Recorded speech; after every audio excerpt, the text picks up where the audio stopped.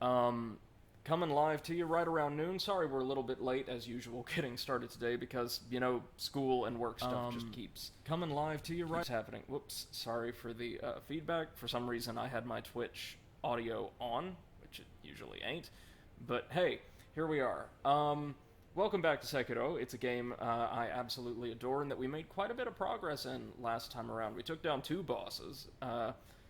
Genichiro Ashina in Ashina Castle, which was a really well-designed stage, I think, and then the folding screen monkeys puzzle boss in Senpo Temple, which aesthetically is one of my favorite areas in the game. We're doing, by Sekiro standards at least, pretty well. I'm actually surprised at how much of the game's baseline mechanic, I've retained. Hey, MC, how's it going, man? Hope you're having a good day so far. Good evening, I suppose. I'm surprised at how much of, the standard gameplay loop I remember. That's one good thing about Sekiro. Mechanically, it's maybe not quite as complex, but it's way more, I would say, thoughtfully designed because of its simplicity than, say, Dark Souls or Bloodborne. So, once you get down those tricky maneuvers for, countering special attacks or deflecting melee attacks, it stays with you. And again, that surprised me because I find this game genuinely to be pretty hard. So good news, right? Last time around we confronted our battle memory, right?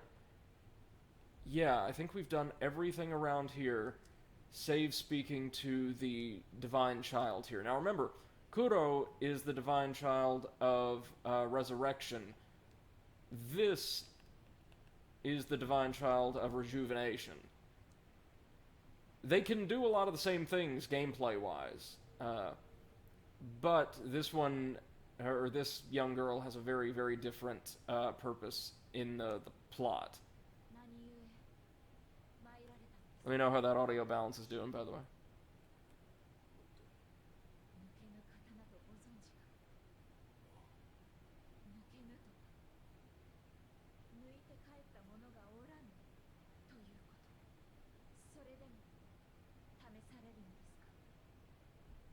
Yeah, so we're going to attempt to draw the mortal blade. Now see, it can't kill us or drain our life energy, simply because we can restore ourselves to life indefinitely. We're tied to the immortality of I believe it's the dragon of the Fountainhead Palace. This is a gorgeous looking sword.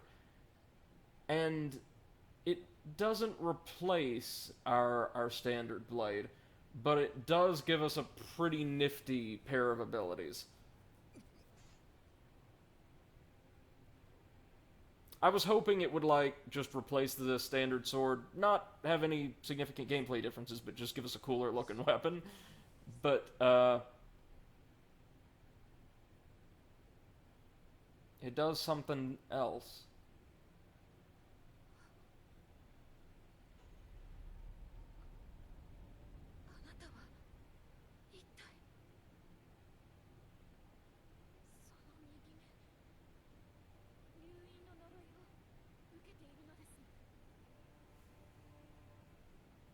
MC says, I think the reason why this game is different from previous entries in terms of combat is because it's close to a fighting game. Closer, I suppose, but it also... Yeah, definitely. I see what you mean. The 1v1 2D side-scrollers. Yep, I could see that. But it also feels like this game executes the fast and frenetic combat paradigm that Bloodborne was aiming for way more successfully. Bloodborne's a good game. It's a really good game. But this, not only does combat feel fast and furious, not only are the stakes high for you and the enemies, it just feels really good throughout, in a way that, at least for me, Bloodborne didn't toward the end game. An Odachi capable of slaying the undying, its crimson blade will take the life of any who dares draw it. Without the power of resurrection, one could not hope to wield this weapon, which allows one to defeat even infested beings. Long concealed within Senpo Temple, the blade is inscribed with its true name, the gracious gift of tears. And if we speak to her, sorry, I am going to skip through some of this because, again, there's a lot. There's a whole lot. We need the Mortal Blade to obtain Dragon Tears from the Fountainhead Palace.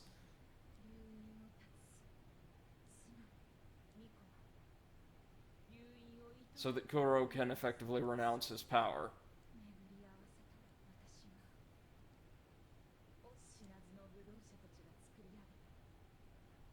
Right, so she was made into a divine child artificially by the monks of Senpo Temple.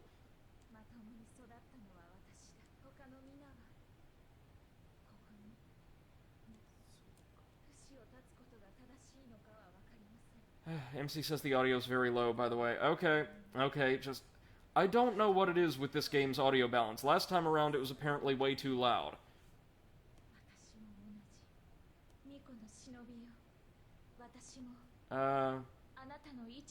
Here, try this.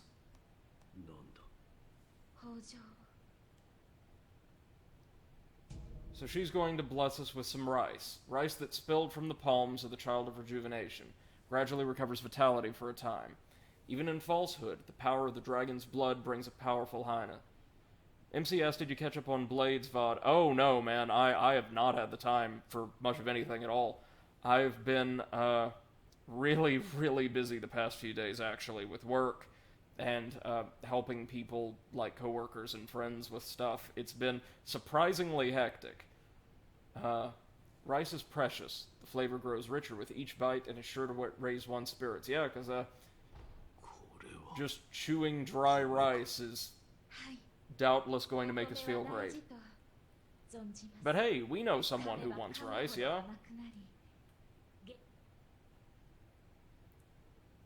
The old woman, or the pilgrim, near the glaive guards. She wants some rice, and believe it or not, this is crazy. Sekiro's endings are really difficult to kind of suss out, but let me make sure I've got this right, okay? But I think, to get the best ending, we have to receive and use rice from the Divine Child a certain number of times. Let me make sure I have this right. Uh-huh. Yep.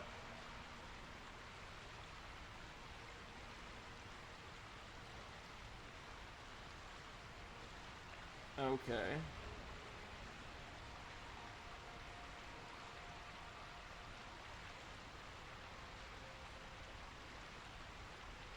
Oh, goodness gracious, this is a long-ass route to an ending. MC says real life is nasty at times. It can just be a little hectic, that's all. But yeah, we'll get to an even keel sooner or later. Is there anything else in this little grove? If not, we'll speak with the Divine Child, again. And then make our way back to the main temple to try out our Mortal Blade, which you can see is now strapped to our back. Oh, and we don't really get told we have this, but we now have a special weapon art that does consume spirit emblems that allows us to draw the Mortal Blade. Each swing costs 3 emblems, but this has phenomenal range and will absolutely devastate bosses' health bars. It's really, really good for, like, wearing down the vitality of enemies who have solid guards. Oh wait, ninjutsu. We might want to equip one of those later. Actually, no we don't. I don't want to accidentally trigger one of them. So now we can hand over the Holy Chapter.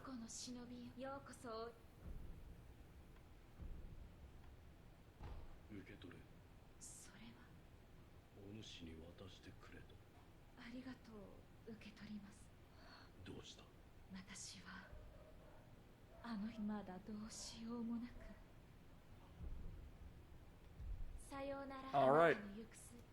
That's all we need to do here for now. But we're going to have to get rice, like a lot of rice, throughout this playthrough in order to advance her quest line, which is apparently necessary for getting, I don't even necessarily want to say the best, but the hardest ending. And let's not forget we need to find a white pinwheel for Kotaro. And you'll recognize where we are, yeah, right along the side of the main hall. Or really right inside the main hall. But hey, now that we got that Mortal Blade, scary though they may be, and insane damage though they may pack, we can perform 2 consecutive death blows, one using the Mortal Blade on the abbots to destroy them forever. That's what I'm talking about.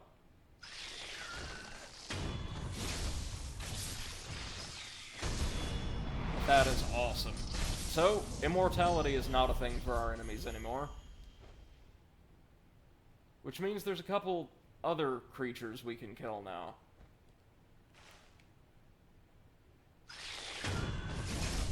We kind of want to sneak up on these guys because I remember the centipedes in particular in melee are really, really nasty.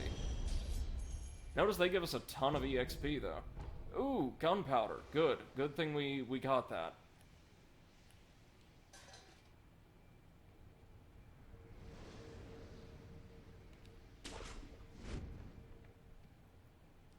Okay, now let's... Oh, there's something up here in the bleachers, so to speak. Another Jizo statue. Those will be useful at some point, rest assured. Thankfully, we've not hit a point where we need them just yet. They're almost exclusively for use within boss fights.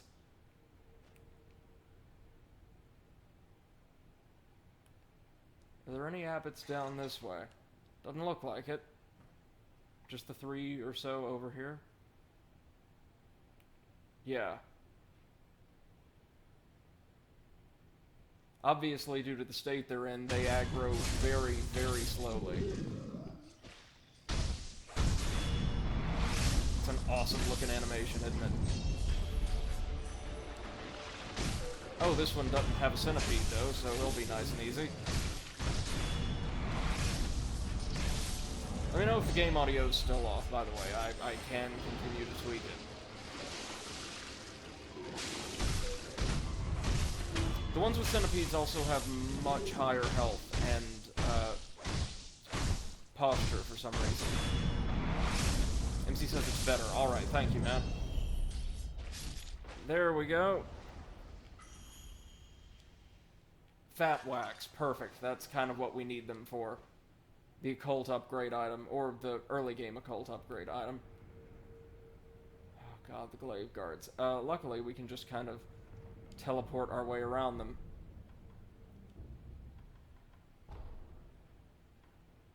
If we go to, I think it was near the Shugendo, where we found, the pilgrim. That sounds right. Also, apparently, I learned this just the other day. There's a vendor somewhere around here. I don't think I've ever seen one before, but they're here. Let me double check that.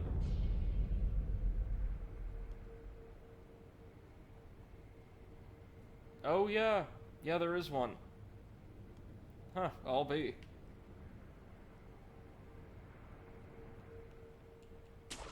This game's world is very well designed. Lots of little nooks and crannies you just miss entirely. Oh no, with our new battle memory, you do not want to mess with us.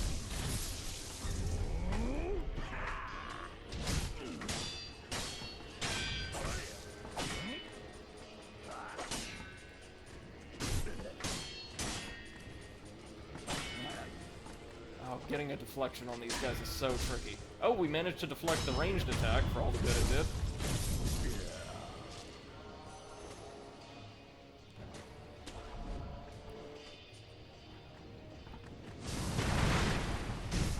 Okay, so we missed him with the fireworks, but it didn't matter because he's still very, very frail.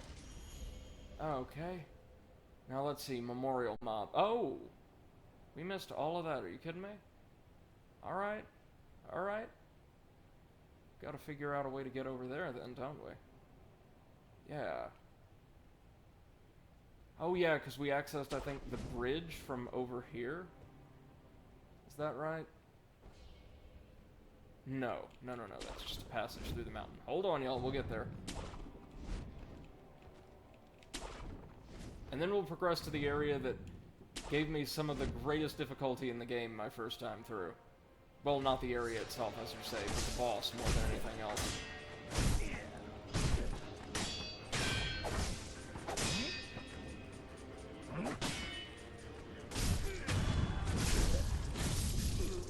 Nice. Okay. Oh, hold on. Was that a grapple point I saw? Oh god, yes it is. Oh, this can only end well, right?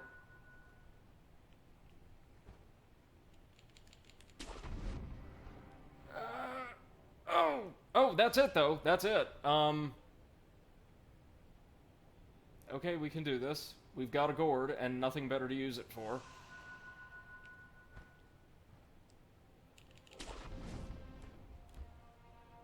Jesus! You've got to jump at it from a specific angle, because that's clearly what's going on. Like, like here? There it is. Okay. Easy, easy now. Yep. Yep. Oh, what on earth could possibly be over here? Oh, a bunch of money. Okay. That's nice. Is that it? There's gotta be something else over here, right? Ah, yeah, there we go. An entire climbing course on the side of the mountain. Oh, that's... this is so cool. Looks really nice at that.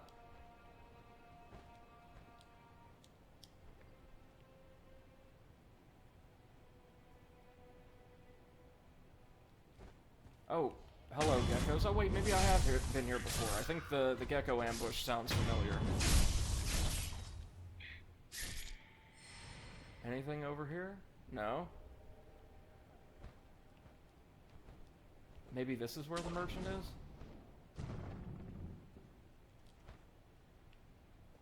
What a gorgeous view. There it is, white pinwheel. A small pinwheel made of white paper, found below a cliff on Mount Congo. Perhaps it was carried there by the wind. It is simply a single pure white pinwheel. Only the child is right here. As opposed to the first one, which I think said everyone is right here. Important. Now, if we wanted to be horrible, we could send Kotaro to, the surgeon in the dungeon of, Hirata Castle. Or, not Hirata Castle, Ashina Castle. But we're not going to do that. Poor guy's been through enough already. We'll find somebody else to act as a sacrifice, more or less, before long.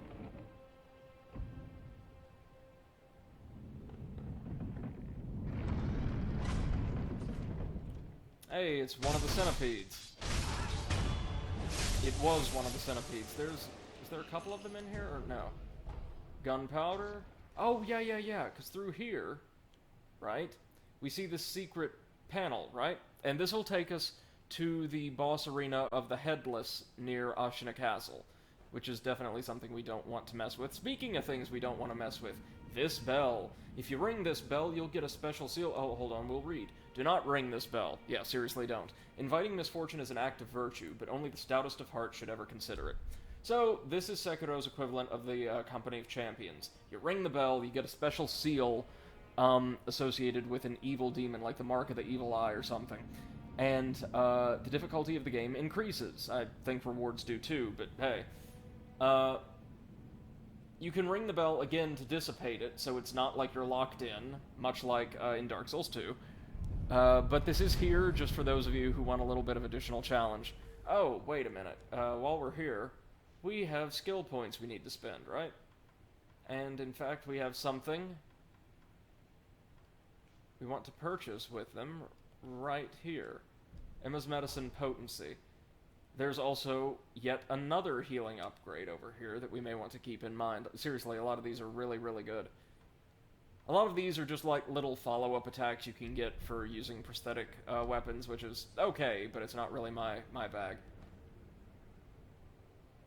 Now that we've come over here, though, we can enter into this breach in the other side of the temple and receive some money. Ah, and monkey booze. Gotta love monkey booze. Alcohol created by dew pooled in a hollow tree. Fruits hidden by monkeys in tree hollows can sometimes ferment and turn to sake with a bit of luck. While it's known for its brutally harsh flavor, some find this acquired taste irresistible. And yes, we can give our friends, like, monkey booze. It's great. The monkeys in Ashina really know how to party, as we'll see.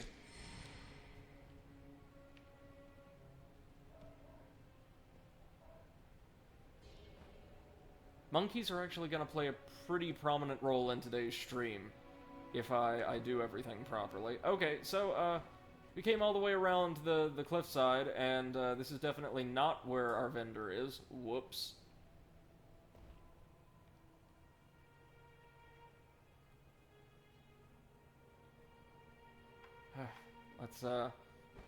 Let's go to the Bell Demon Shrine and then teleport back to Shugendo. Because I kind of want to find this vendor now and see if he's got anything good for us.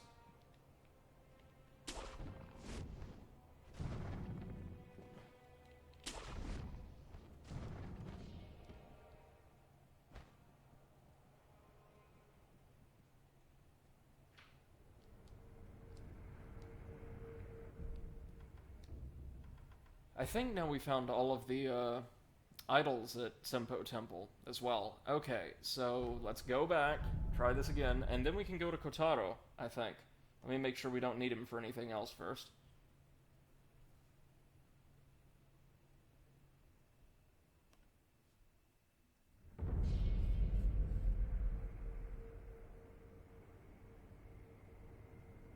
Mm-hmm.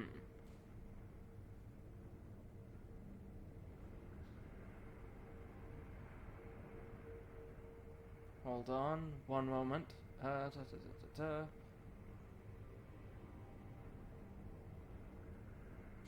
Ah, yeah, I know what we need to do. Hold on.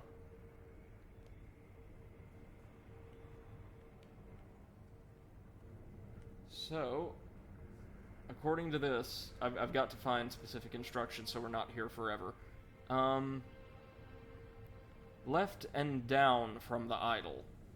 Okay, so, oh, like down here.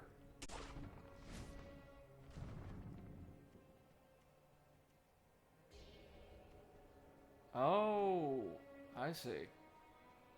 So many very well hidden paths around this cliffside, I really dig it.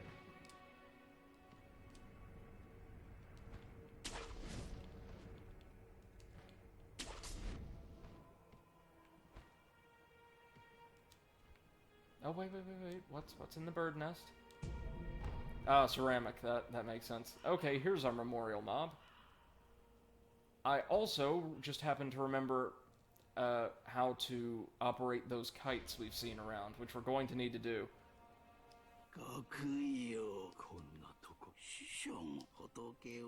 Yep. Okay. So, he sells persimmons. We'll need one of these.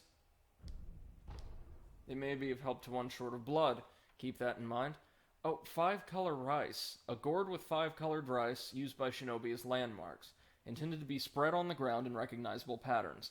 The white gourd is blessed with fertility, and resting at a sculptor's idol will replenish it. The rice is not edible, however.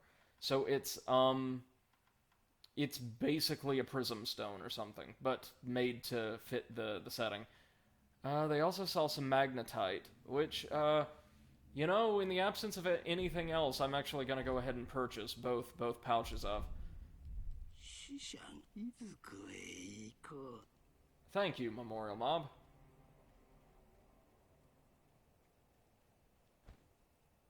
So, we're going to find the pilgrim. We're going to use the kites if we can, and then we're going to get the hell out of here. Oh wait, no, the Shugendo is past where we found the pilgrim, I'm pretty sure. Never you mind.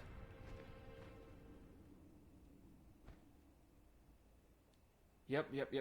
One of our kites is right over here. Unfortunately, so are glaive guards.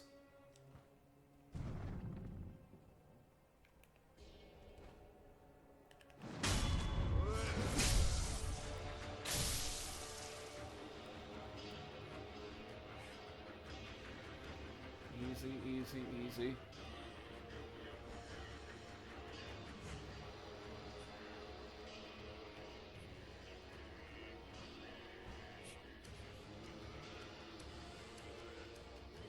Wait a minute, is there a kite over here? No, there isn't. There's just the one down there. My bad, once again.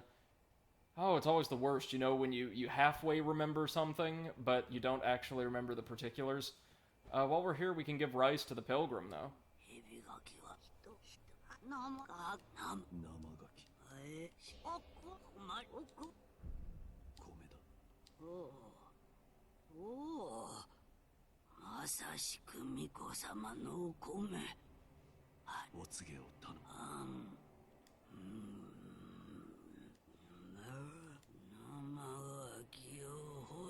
Yeah, so if you give her rice, she'll just give you more tips on how to access the fruits of the serpent. Really, we're just giving her the rice to burn it so that we can get more from the Divine Child. She'll only give you one pouch of rice at a time. Wind the puppet. Yep, we know what to do. So, if you recall, that kite doesn't stay extended once we crank it out, but we'll need it to cross this valley here. So, we're going to use the ninjutsu we got as a reward for completing the Folding Screen Monkeys boss fight. And, hold on. Creep, creep, creep, creep, creep. Take down the, a guard nearby, near the actual area. Near the crank. And, have them, acting as one of our puppets, wind it for us. So that we can run over here pretty quickly, mind you, and actually take out, or, take the kite to cross the valley. There we go, my words are working properly today.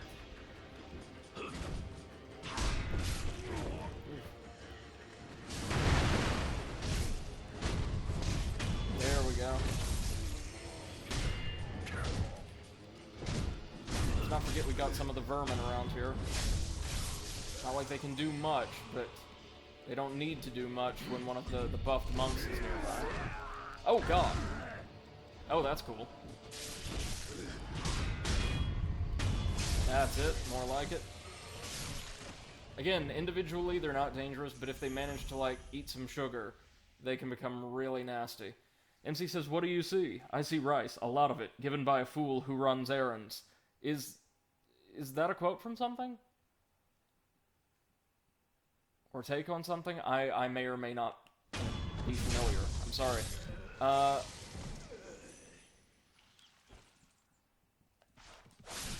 Let's get all of the vermin for all of the EXP. I love, love, love these little guys because they give us quite a bit between every little set. OMC says during that old woman's dialogue, yeah.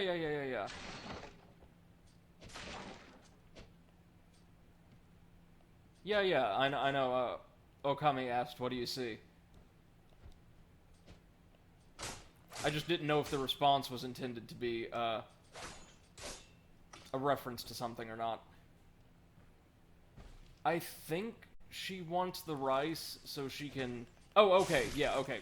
No problem, given the wording, I thought the response could have been a reference to something. But no, I got you.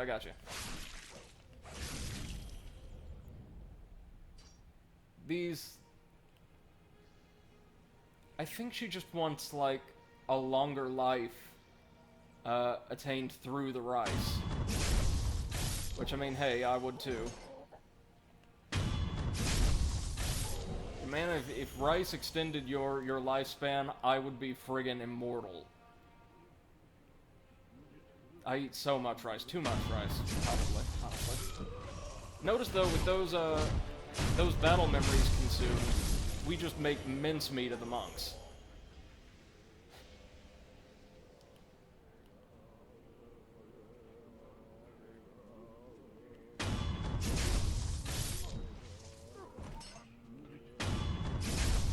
Might as well cut them down just to get our health back.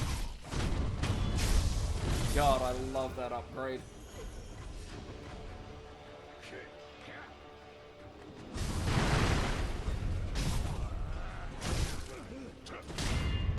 There it is.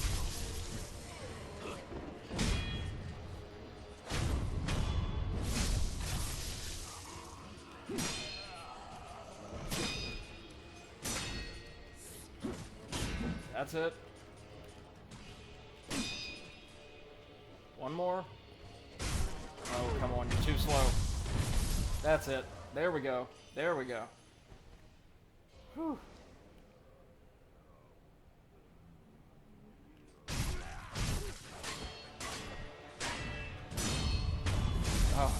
feels so good to just nail a series of strikes and deflections. It's hard to do, but man is it satisfying.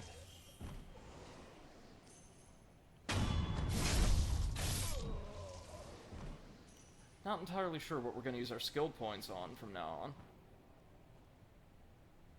We've already got most of the really, really good stuff. I mean, that last passive in the Ashina tree might be worth it. The one that restores a little bit more posture every time we land a death blow. I mean, yeah, I could think of a couple boss battles where that might be important. But, okay, so we want to perform our death blow and puppeteer jutsu on that guy. We have to wait to give the pinwheel to Kotaro. We can't do anything with it right now. Now observe, if we press R1 to perform a death blow, and while we see the second circle, press it the second time, we get to use our jutsu, which in this case will mind control the poor little guy.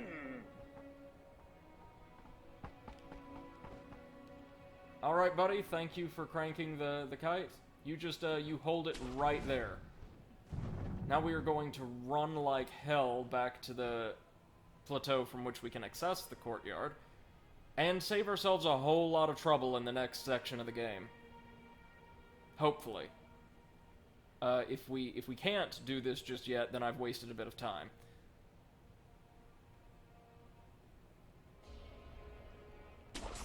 Remember, we are going in a slightly different sequence than I'm used to, so, some things are not going to be exactly as I remember them. Now if we just run.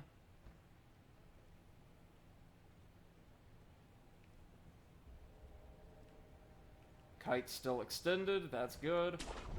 Swing on up to the big tree, like so. Oh, it's time for another one of those.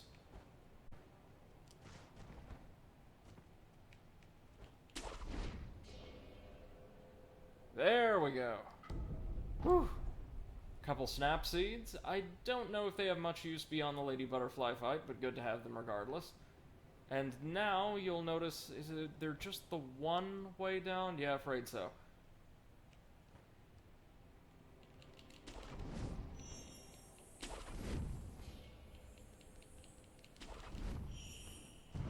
Whew.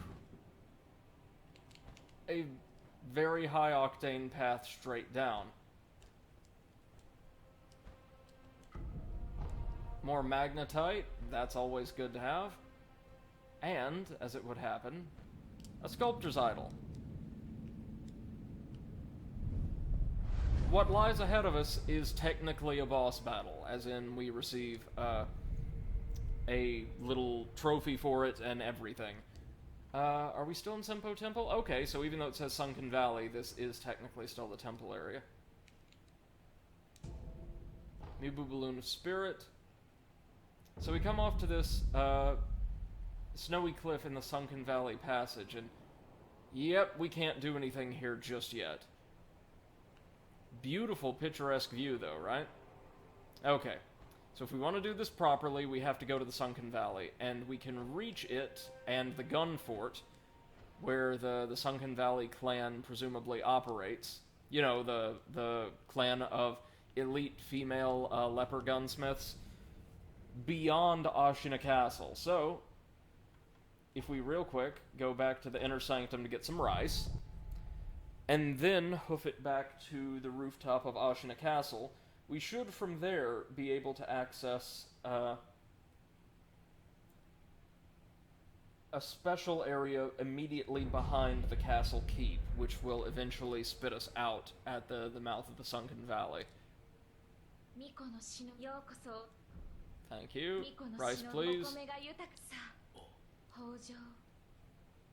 We'll run into the old woman a couple more times so we can use some more rice as something other than a healing potion.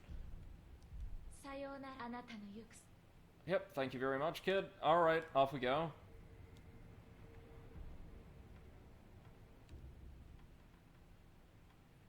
Now we want to go to the Castle Tower Lookout.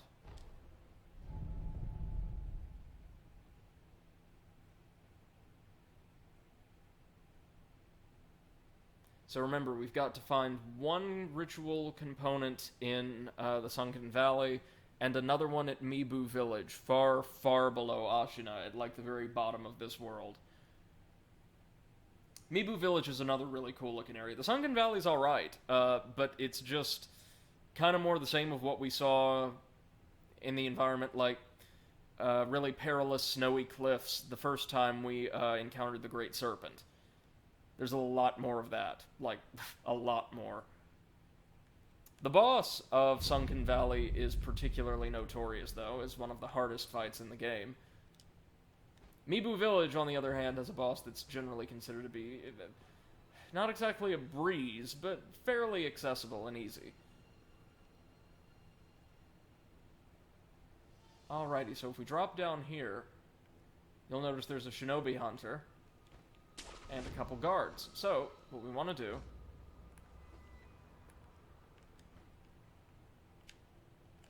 Oh, I was hoping I could land that. No dice.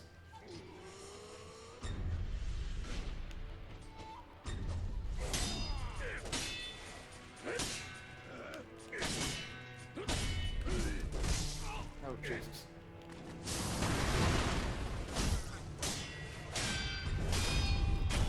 There we go.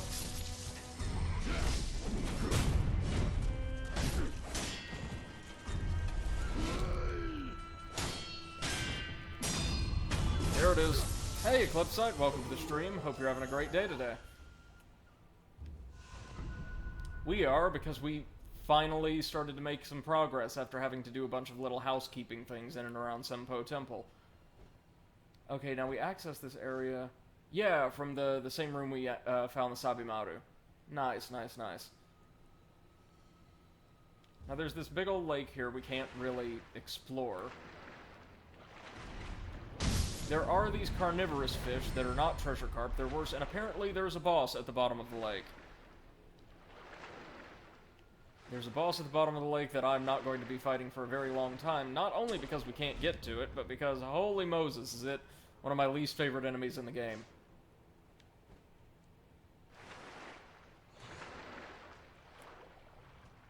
There's more guards on the bridge that we can eavesdrop on, apparently.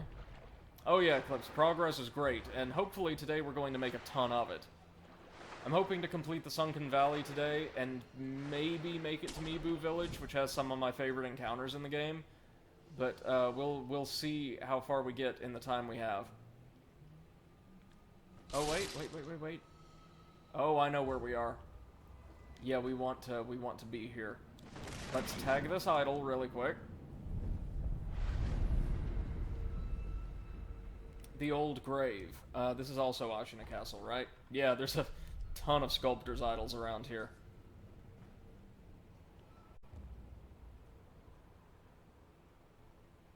But first things first, over here... Oh, this is the way to Hidden Valley.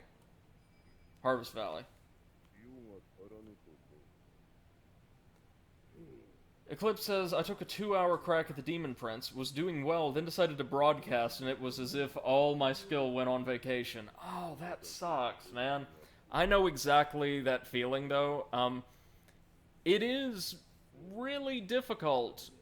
Well, it's more difficult than many would assume to simultaneously invest yourself in, like, a video game that requires a lot of sensory input and involvement, and be playing to an audience, whether it's in the style that, like a lot of us here on Twitch do, where we're speaking with people and interacting with chat, or if you're just aware of the fact that, hey, people are watching this and want to be entertained by it, it can throw off your concentration. Now notice this guy, the big guy, is one of the leaders, like the boss we fought midway through the tutorial section. He isn't anything special now and is just, in fact, a regular enemy, but he's there.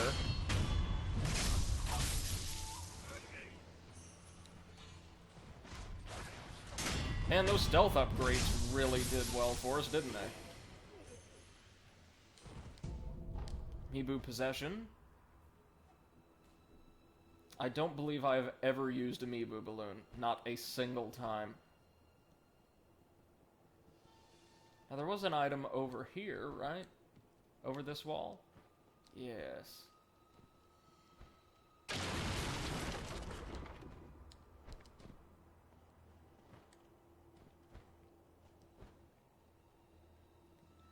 But before we carry on, we're going to go through the old grave, because there's a shinobi tool we can get over here that's going to be really, really critical to our progress later on in the game, and is, in fact, the best way to deal with certain supernatural foes. Are there any lizards around here? Dragon's blood. Nice. Can't complain. Okay, so this area is just festooned with cannoneers. You can see them in the watchtowers there. Meaning progress is going to be a little tricky. Eclipse says, yeah, it's more subtle than the, oh, hey, chat, how are you doing? Oh, my spleen. Even just talking is distracting when you're listening for that tiny sound that denotes one move from the next. Absolutely. Absolutely. You'll get it eventually, though, and I will say, only the super boss in the second DLC has HP quite on par with the Demon Princes. Like, the final boss of the DLC has a ton of health, but it's only 1 bar. So you should do okay.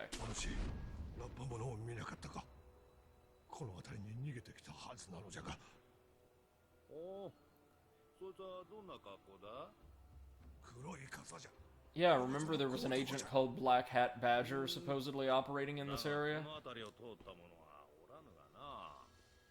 We're going to have to track him down.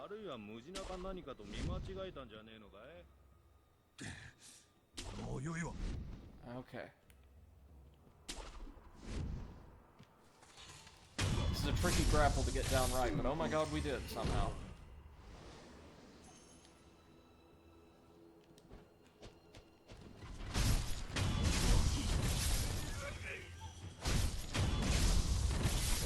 There we go. Okay, we took down those 3. But now let's get back up to the rooftop. Oh man, creeping around on roofs makes me so nostalgic for the Sly Cooper games. If Sony would have marketed the 4th one decently, it would have done gangbusters, but they didn't. Jesus Christ, we need a 5th somehow. Notice, some of these soldiers are affiliated with the Sunken Valley. Like, I think they've got the bandages wrapped around their heads and all. Oh, no, that one didn't. But the cannoneers definitely are. It's okay if they've seen us. You can kill them all anyway.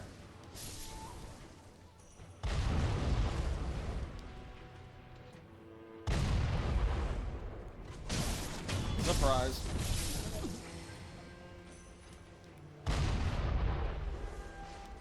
Oh, like everybody here has a firearm. Get ready for the Sunken Valley experience, kids. Everybody's got guns, and for the most part, they're way more powerful guns than these. Oh yeah, also the cannoneers, if they do see you, are incredibly potent at melee range.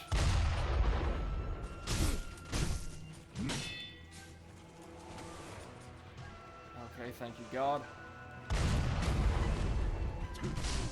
Ooh.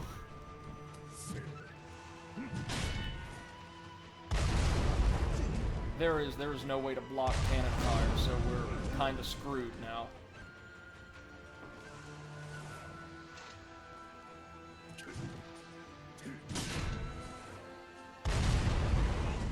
Also, notice that they can fire it from point blank and take no damage at all, but we can get caught in radius pretty easily.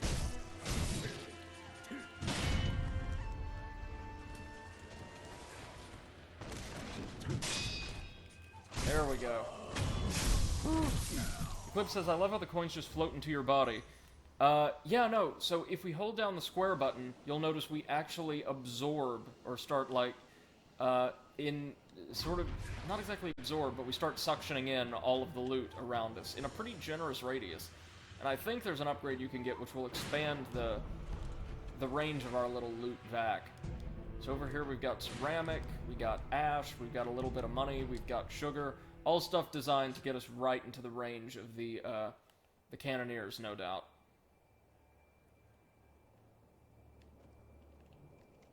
What's up here?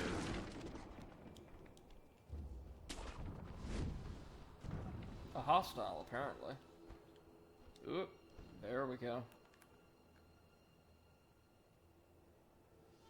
Oh, yeah. Remember that? That's the, Pretty sure that's the courtyard where we fought the Taro Trooper with the giant bell. So we could have come here much earlier, and I want to say in my initial playthrough I did. Just by happenstance, and I kind of totally forgot where this area was until now. Whoops. So if we head in here, we can meet the legendary spy, Black Hat Badger, who is one of the Bakemono. だから寄せつったんだけどな。まったくしつこくって嫌になるぜ。めんどくせえ。おめえは豊かの衆か。いいよ。まあそうだろうな。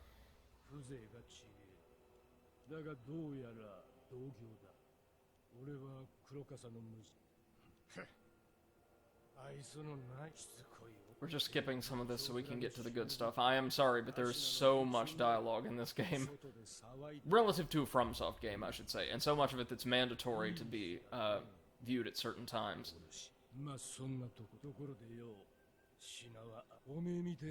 Oh, yeah. He is a merchant.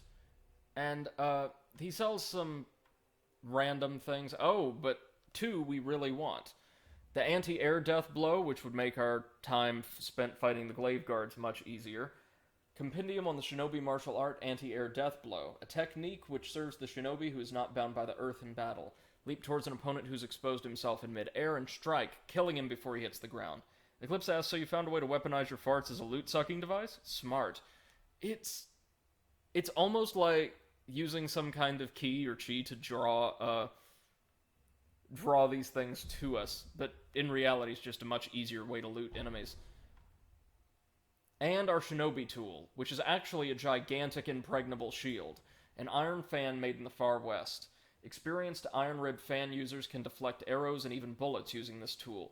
Passed down through generations of assassins serving Senpo Temple, it wouldn't be surprising if the next owner decided its weight was impractical. Iron Fortress is good as is, but its upgrades are incredible.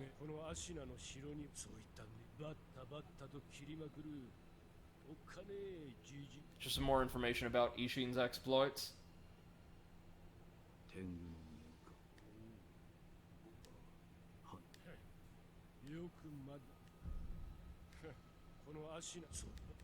Yeah, okay, that's all he's got. Alright.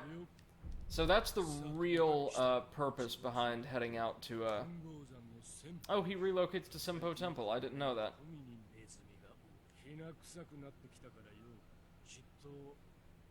Oh, things have already gotten ugly up there, my friend. Thanks to us. But the real point of heading out to the old grave was to access Black Hat Badger and get his special items. There's just little upgrade materials like this and that scattered all around. Not super important, but it's a worthy little side trip, I think. I need to check out that... Oh, no, we've been there before. Sorry, that's not the area where we fought the big guy with the bell. That is the area where we fought the samurai general with all of the soldiers surrounding him.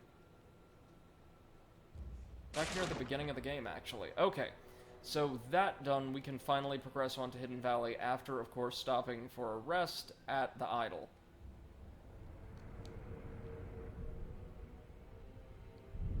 Oh, wait. We actually want to head back to the temple real quick so we can equip the Iron Fortress because, well, as I'm sure you saw, it can deflect bullets. Sometimes, anyway. And we're heading to the homeland of the gunsmiths to take them on in their gigantic fortification called the Gunfort. So, probably just best to be a little bit cautious here.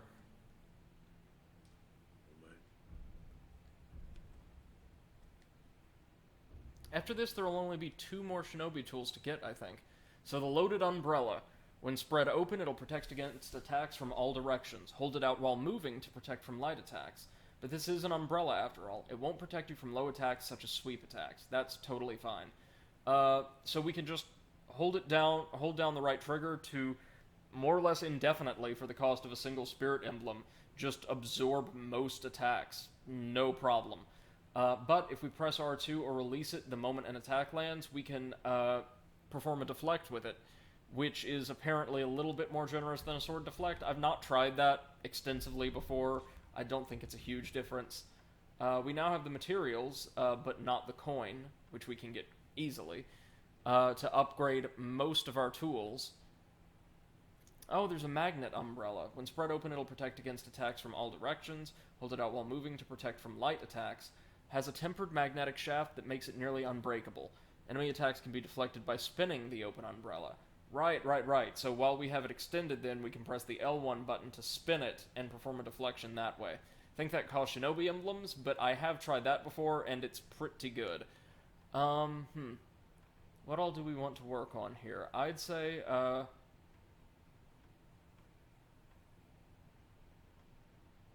the Phoenix Lilac umbrella is something we definitely want.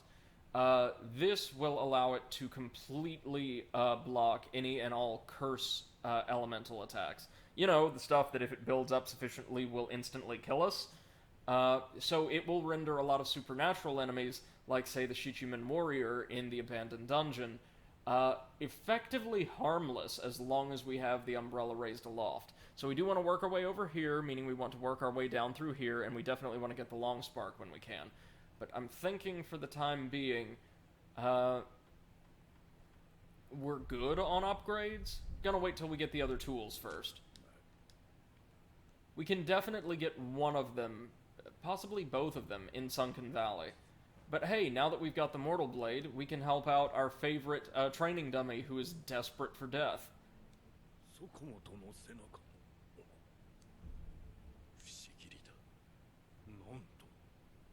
I think you get a trophy for concluding his quest line like this.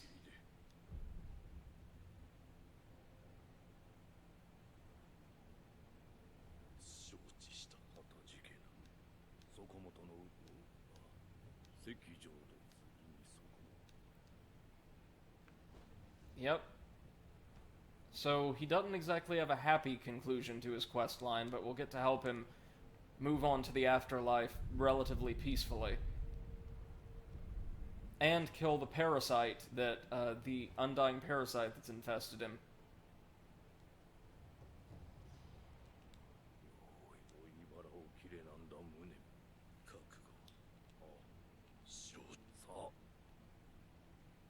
Oh, sorry, Hanbei.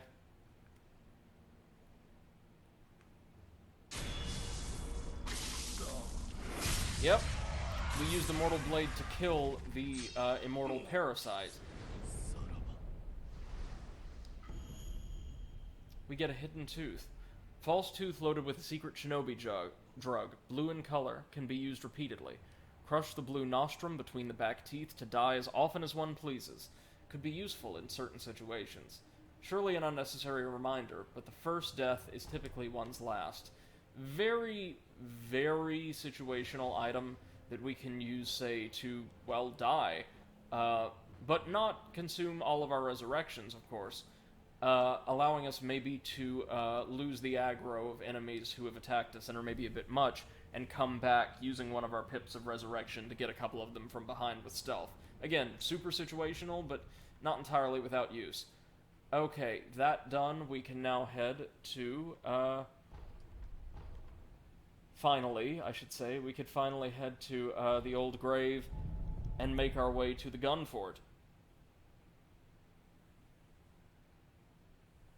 Oh yeah, those lizards are geckos, right on. Just very, very big ones.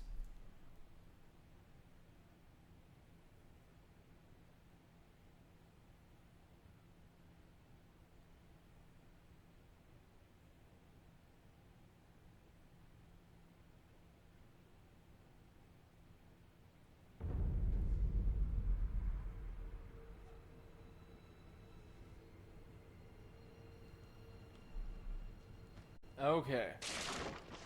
Let's do this.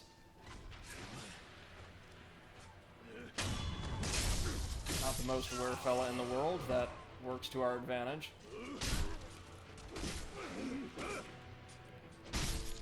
There we go. Nice and easy. The Ashina Ashigaru will, from this point on, be an effective non-threat to us. They were pretty tricky at the start of the game, but we've gotten enough upgrades at this point to where they're nothing to worry about. Now these bigger, more unique enemies, they can still be problematic, of course. Nice, nice, nice. I think we need a whopping 5 skill points for the next medicine upgrade. So let's try to avoid dying as much as we can just to build up those points. I don't think there's another upgrade that I'm aware of that I really, really want that costs anywhere near as much. Now if we go down here into this beautiful little wilderness area, we'll notice the monkeys are back. I think these are just standard unarmed monkeys. There's a few variants, and most of them can be found in and around Sunken Valley. They're absolutely lovely enemies to fight. Oh my god.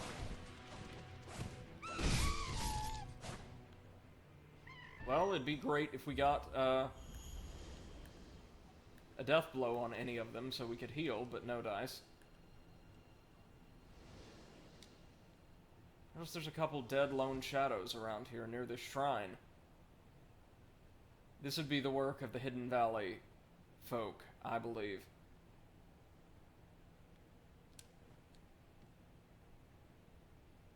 And inside we find the Mibu Balloon of Spirit. Kind of, sort of useful, I guess.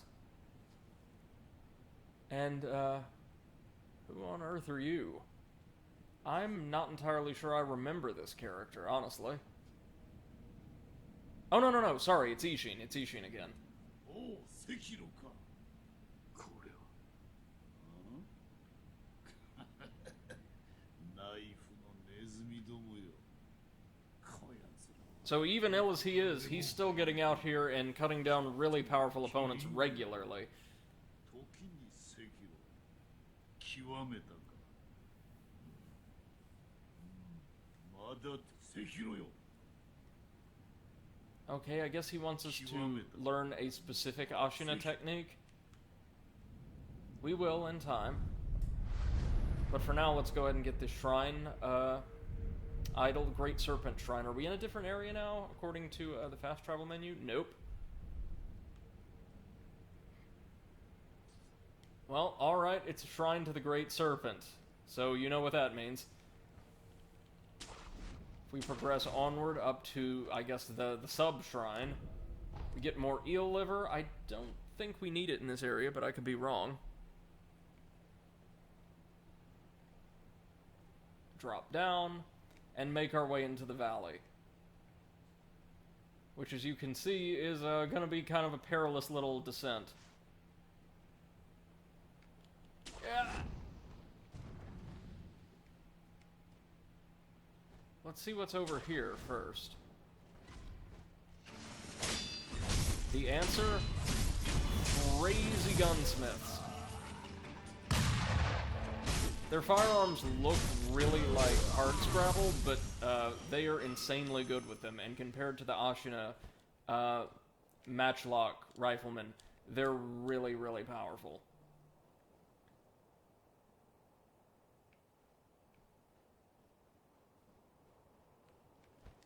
As I'm sure you could tell with, like, the cannoneers, but, like, even their riflemen are much stronger than the Ashina variants. Their bosses, of which there are a couple, are absolutely brutal because of their proficiency with firearms. Kind of reminds me of Nioh, in which several of the toughest bosses relied on guns extensively. Looking at you, Saikamagoichi. Okay, so in this beautiful little area, like, packed to the gills with shrines, we'll see yet another one of these folks. They were getting ready to perform a thrust attack, I think. I mean, there's not much more you could do with those. Hey, prayer bead! Giving us 4 of 4, and another prayer necklace. That's what I'm talking about. More pacifying medicine. There's stuff we can get under the water, but we don't know how to dive yet. That's something we actually have to learn later on in the game. Surprisingly late in the game, actually. And learning new traversal abilities like that gives this game maybe a bit more of a Metroid feel than Dark Souls had, which is quite nice. But for now, that's all we can get. We really just want the prayer bead for now, which I did not remember was over there. I just knew that this area existed and there was something there, so at least it was something good. Now, I think we've got to go through the Gunfort, and then we'll reach an area that will have our ritual item in it. The Gunfort is an absolutely bonkers area, for the record. Might not exactly be the toughest in the game, but, well, it's certainly not far off. Will enhance our attributes. Yes, thank you. Only those who've mastered the Ashina blade may set foot inside the castle dojo. Ishin will often stop by unannounced, just to keep the students on their toes. Again, he's a really good warrior, and by all accounts a pretty decent guy. Totally unlike his grandson. Now, instead of the spear... Or no, instead of the shuriken, let's, pick up our loaded umbrella. We are going to need it. Is there anyone down there? I don't think so. Now, of course, the people of the Hidden Valley clan are secret Sunken Valley clan. I keep getting that wrong. Are insanely good at camouflage, or insanely well camouflaged, naturally, I should say, because they wear primarily white. Oh, that was close.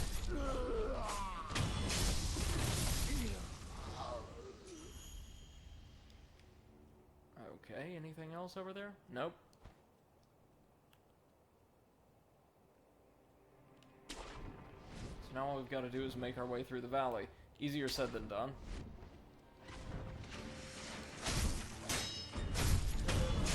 Fortunately, they can't do too much against us in melee, unlike, say, the cannoneers.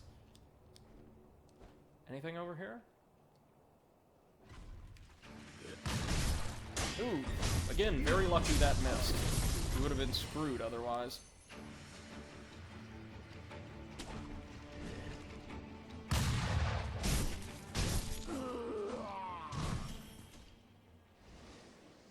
Right. Is there anything over here then? Oh, hello. Maybe just another way down? Or no. No, no, no. There's a little camp here. I see. I don't know that I've ever found this before. Hey, gourd seed. That's well worth it, isn't it? And some gunpowder. Nice.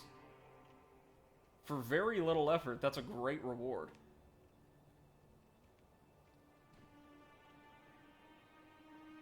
Let's just carefully work our way back down, and by carefully, I mean just throw ourselves back down. Wait. Could we have...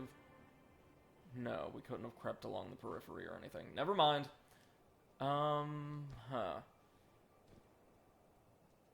Guess now we just keep going down.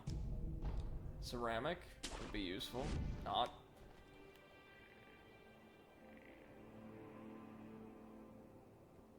Oh, we've got lizards. Or lizard. Just the one? Okay. Antidote powder. Nice. There is a place where that'll be super useful, I promise. Really cool looking cinematic area. And again, Sekiro, as I play through it now, seems to do curated traversal or platforming so much better than Avengers did, despite that game, you know, seemingly wanting it to be a huge part of the campaign experience. So, I guess just point FromSoft, boo Crystal Dynamics. Oh, we've got another shrine, or another idol. No. No.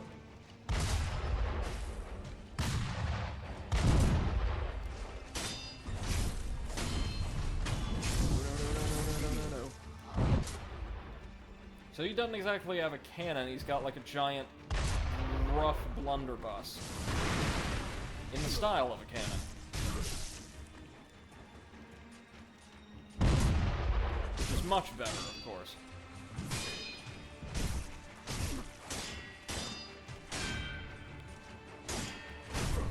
There we go. There we go. Whew, nice. Those guys are really nasty, actually. And from here, we can see the Gunfort behind this gorgeous statue. It's just a series of fortifications, just like packed to the gills with gunpowder, built into the side of a cliff. There actually isn't a boss of the Gunfort, or rather there's a boss we fight before we go in. Then it's just a matter of getting through the Gunfort and reaching the area where our treasure will be. So we're finally in Sunken Valley proper, which as you can see is far on the outskirts of Ashina. Believe it or not, about as far as Mount Congo is. That could just be artistic license with the map, but cool nonetheless. Any skills that would be better to get than just saving up for medicine? Breath of Nature, maybe. And we'll hold off on it for now. Let's get that umbrella ready, because this is going to be rough. As soon as we drop down there, or head over to the statue, the Gunfort is going to open fire. Like, the whole thing. Yep, here it comes.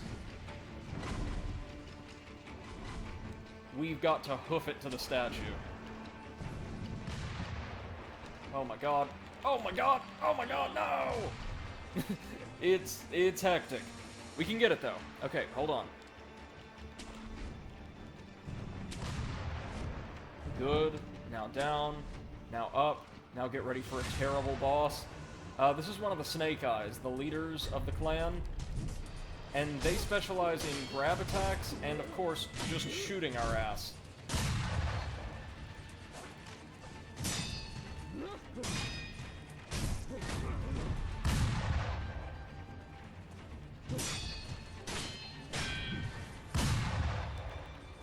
As you can see, their posture's really good, actually. Or her posture's good, I should say.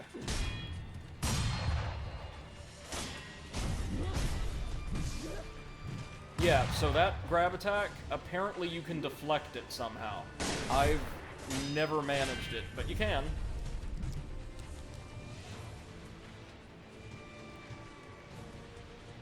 This might be a good time for me to demonstrate what the Mortal Blade can do to wear down, say, her second health bar.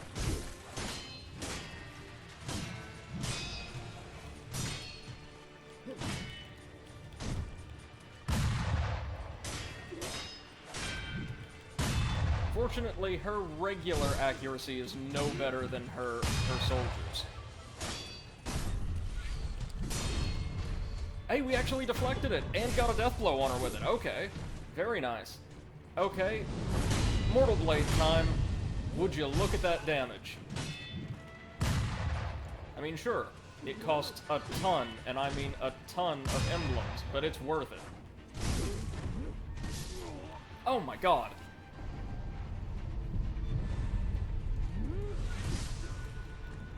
She deals really solid damage, though.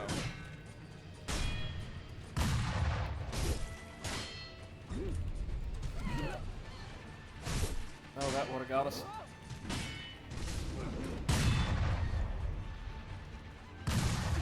Fortunately, there's only a couple of these in the entire game.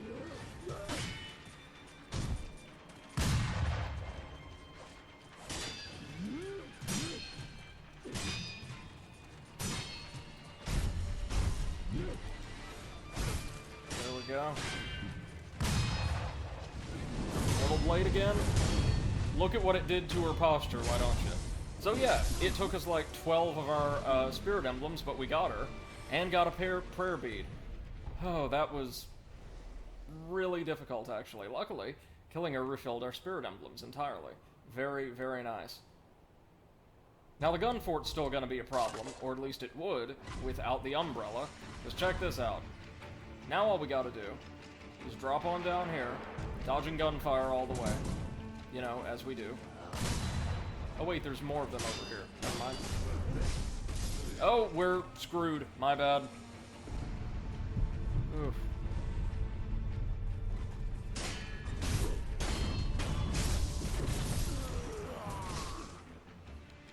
Get me out of here, get me out of here, get me out of here. This area sucks. Oh wait, no, sorry, we climb up, not down. My bad.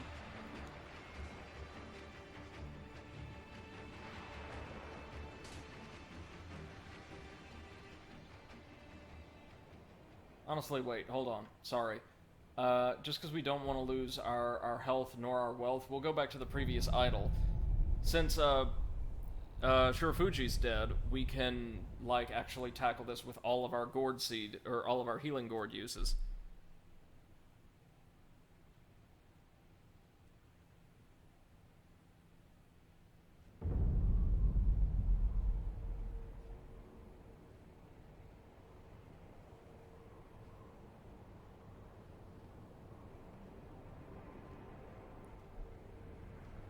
Oh, hey, it's one of the Bakemono. 落ち谷の鉄砲砦備えな懐かしい So just a warning about how perilous the Gunfort is. That's pretty well founded.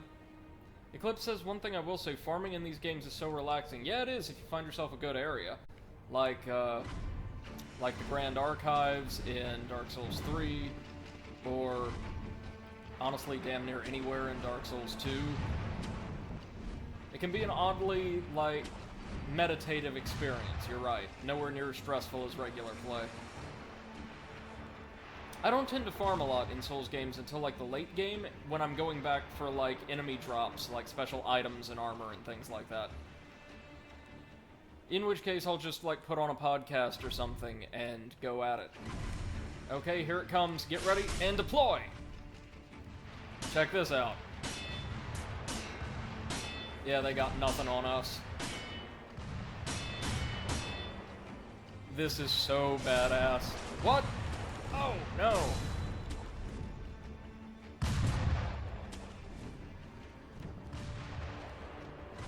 Okay, welcome to the Gunfort. It's awful.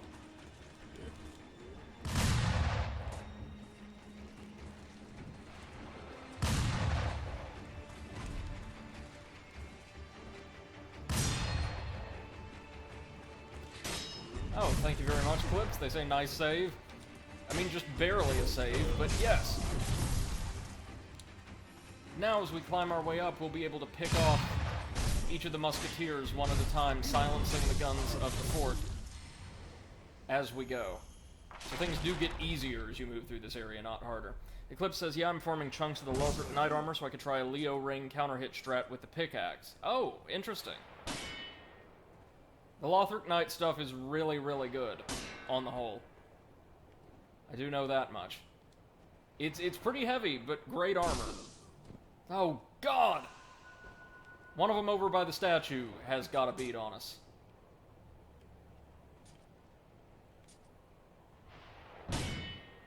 You can see why this area is frustrating, yeah?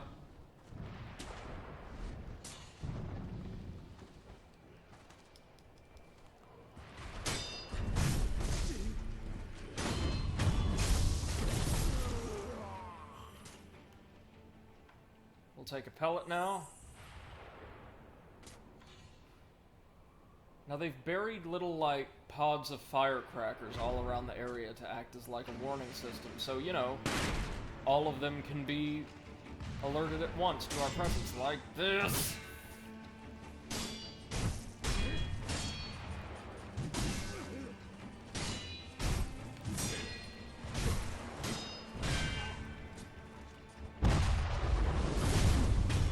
Oh, I didn't mean to use the Mortal Blade, but screw it.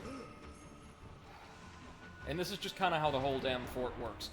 You're constantly in a place where, like, 3 or 4 guards have beads on you at once.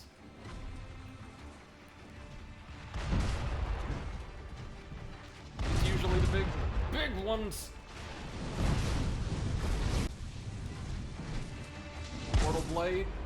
Fuck!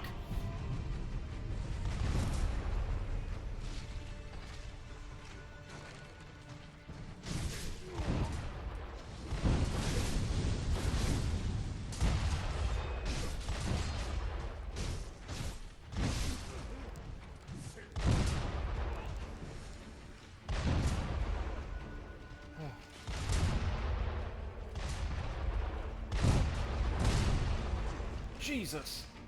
This is the whole area. It's not long, but it's just all like this.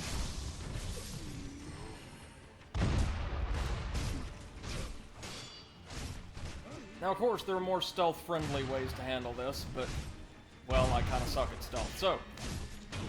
Oh. Luckily, there's a sculptor's idol right on the other side of this little mine shaft. Hey, gunpowder? Well, where else would we expect to find it? Eclipse says, yeah, it looks really good, just a tad too heavy.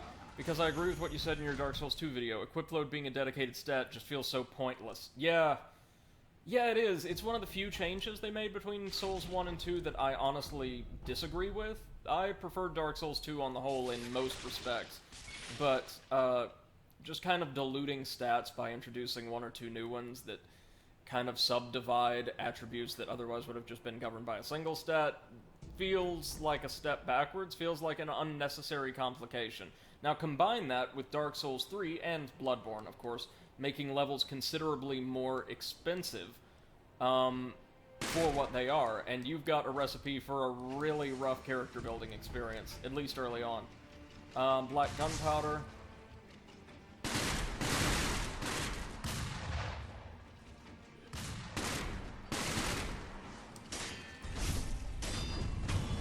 Good. Oh, I see there's a couple more up there. More gunpowder, more good.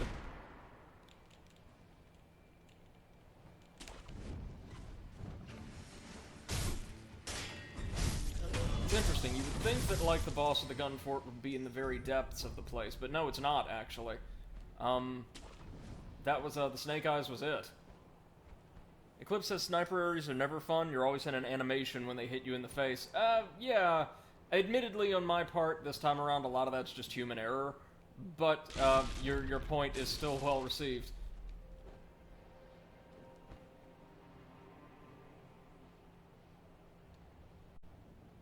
What we got? Anything else over here?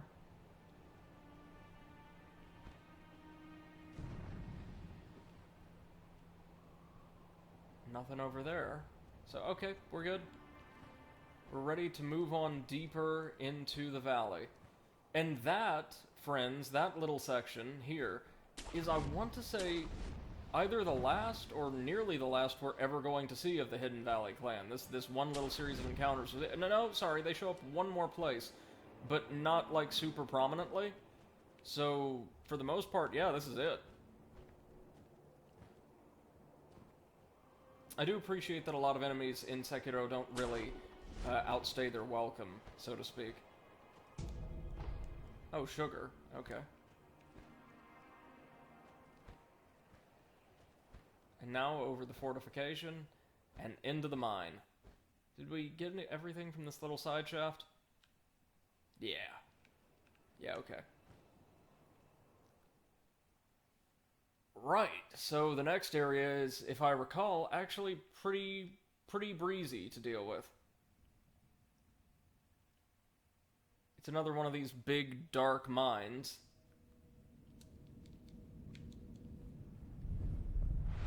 Oh, but look. Oh no, sorry, I thought that was a person. It is, in fact, just a grapple point. So now, deep down in the Gunfort, we're brought to this interesting little area. Let's check out the side path first, shall we? Now remember, we picked up a key from, I want to say it was Senpo Temple, the Gunfort key? It was either Senpo Temple or Ashina Castle. Well, we're going to need that to progress past this area. We're also going to need much better eyesight. Jeez.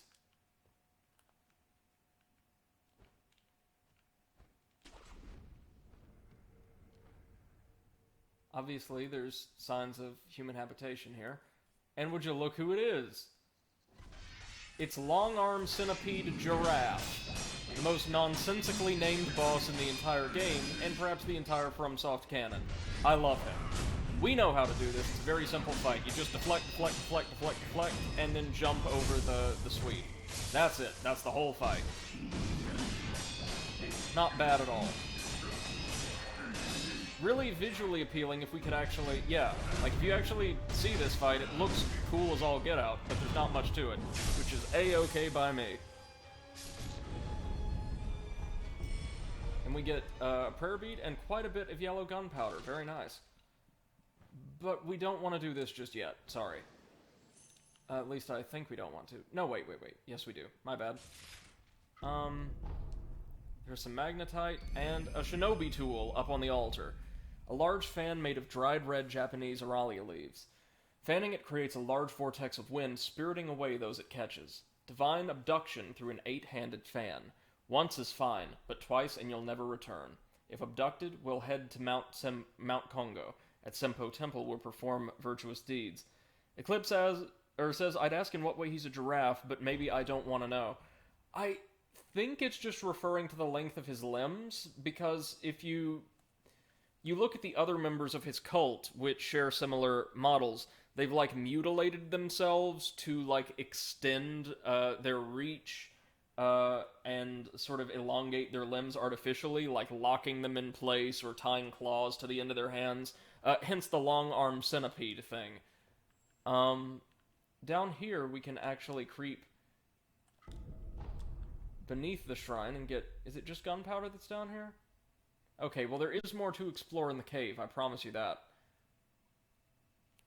And we're going to do that before we use the key to open this door.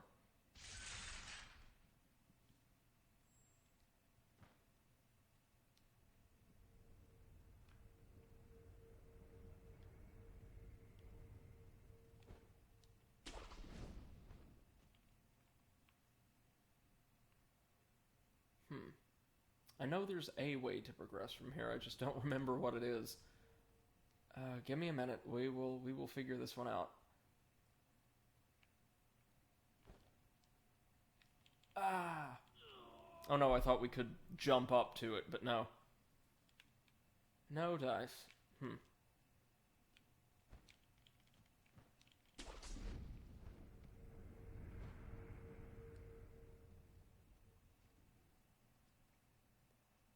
Anything down there? No? Might as well get some health.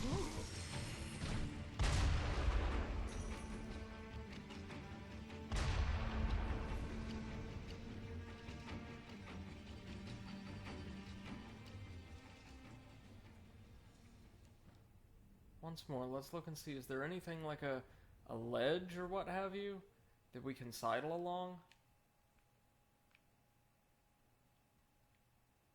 I don't see anything. I know that's a thing, though, so I'll just have to remember how to get there. We've got the good stuff, though. We've got the shinobi tool. We got the shinobi tool, we got a prayer bead.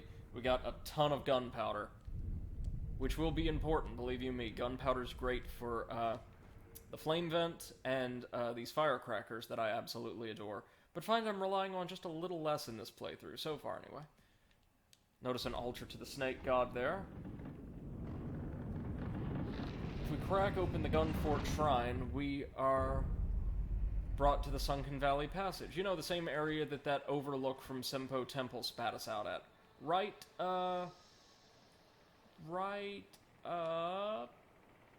there, I want to say?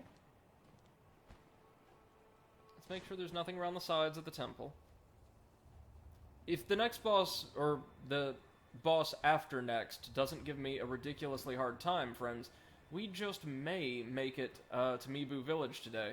Not clear it, of course, but get there. So, yeah. Yeah, you probably already know where this is going, don't you? Nice long bridge, nothing wrong with that. Oh, shit! And down we go.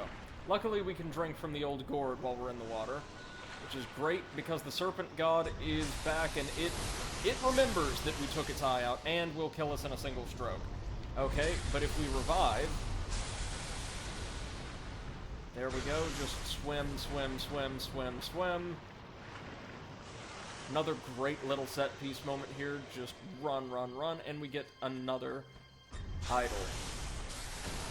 Now here's the thing, though. I don't know about you, I've had enough of, like, the Great Serpent God. So, what we're gonna do is teleport. We are going to teleport to the Sunken Valley Cavern, you know, the secret idol we found by using the kite over in Senpo Temple. And we are going to, again, remember, this is how it's classified according to the trophies, this is how it's classified according to PlayStation. We are going to have a boss fight with the Great Snake. Kind of. Sort of. Not really, you'll see.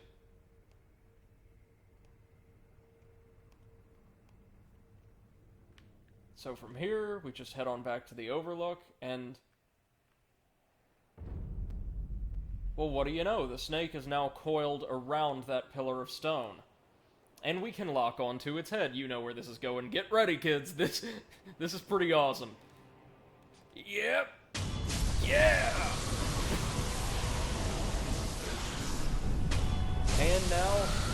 death blow number 2. Oh, look at that. Oh, isn't it wonderful? Isn't it wonderful? And a rain of blood. Righteous. And with that, we get the fresh serpent fruit. Serpent viscera. The persimmon-like heart of a great serpent. The great serpent is considered to be a god of the land, and the heart is believed to be where one's spirit resides.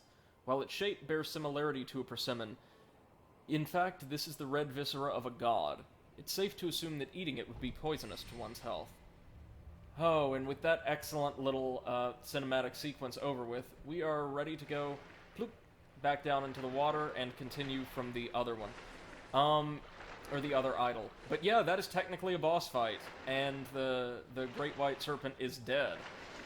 The challenge there, it is suggested, is just escaping from it twice and then actually finding it.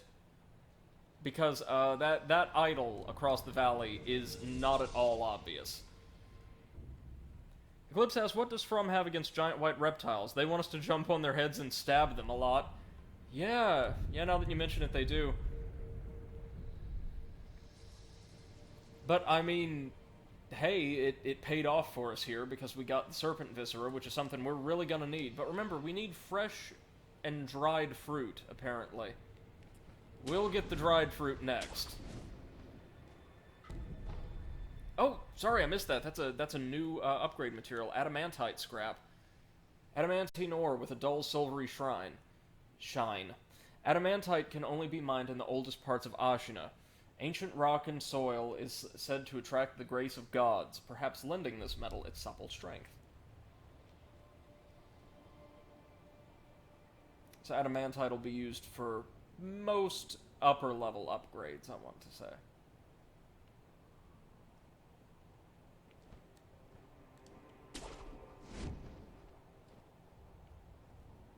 So now we're no longer really in Sunken Valley, we're in Bodhisattva Valley.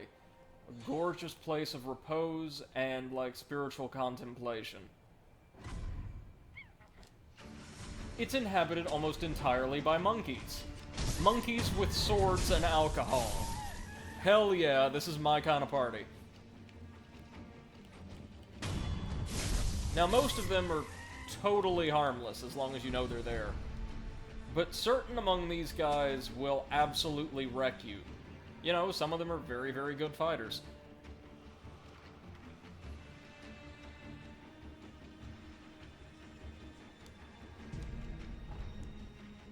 More medicine. There's one area around here where I absolutely love to use the Mortal Blade. You'll know exactly what I mean when we get there. We ultimately want to get down there. Into what is, yes, obviously the game's resident poison swamp. It's not too bad, though, nor is it too big. The grappling hook will fortunately allow us to zip around and avoid the poison more often than not.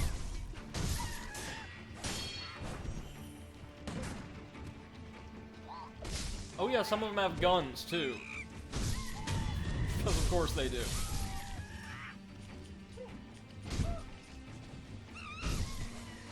They have no posture whatsoever, as you'd imagine.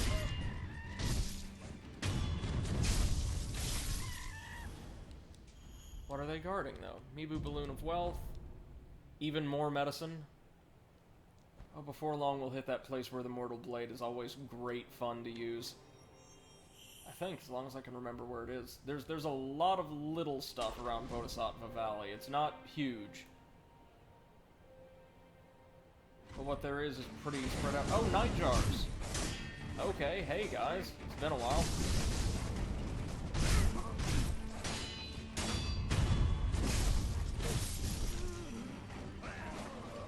Not entirely sure what they're doing here.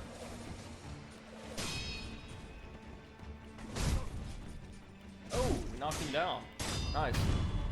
Perfect. Good.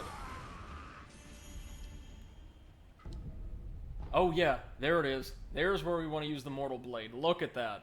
Just an army of monkeys all crowded around together. Well, we can deal with that now, can't we?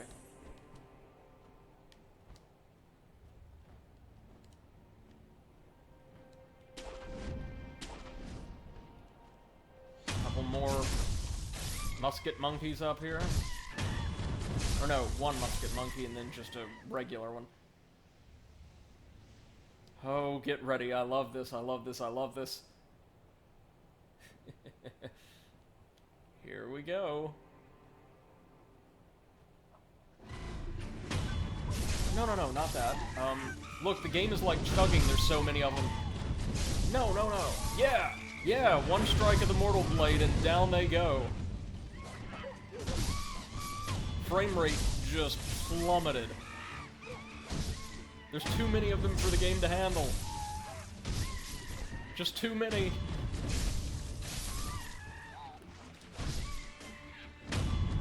Look at this. Oh, I've got to take a screenshot of that. Righteous. Eclipse says the monkeys are using their special technique, break the game. Well, I mean, that's a very different meta take on the whole strength in numbers thing, isn't it? And wouldn't you know it, we are just about at the boss already. Job done. But, of course, there's plenty of stuff to explore around the valley first. Including, I think there's a merchant around here.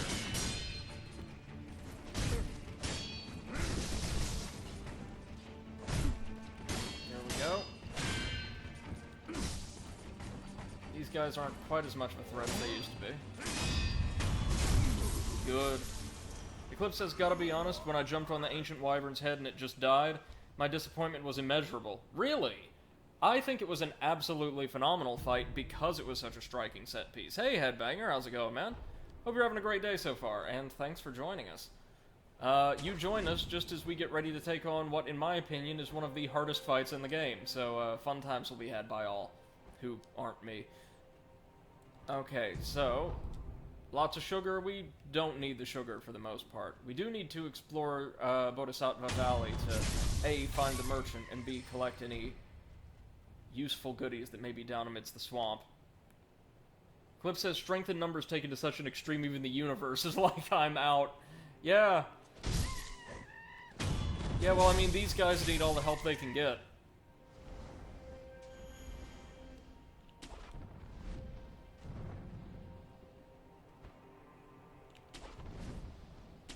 So down we go.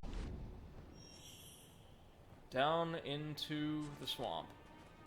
This is where we can find the elite monkeys. Who, again, are tougher than you think. Oh, there we go, Memorial Mob. Thank you. Oh, Memorial Mob and a special area that we're going to need to visit, I'm afraid.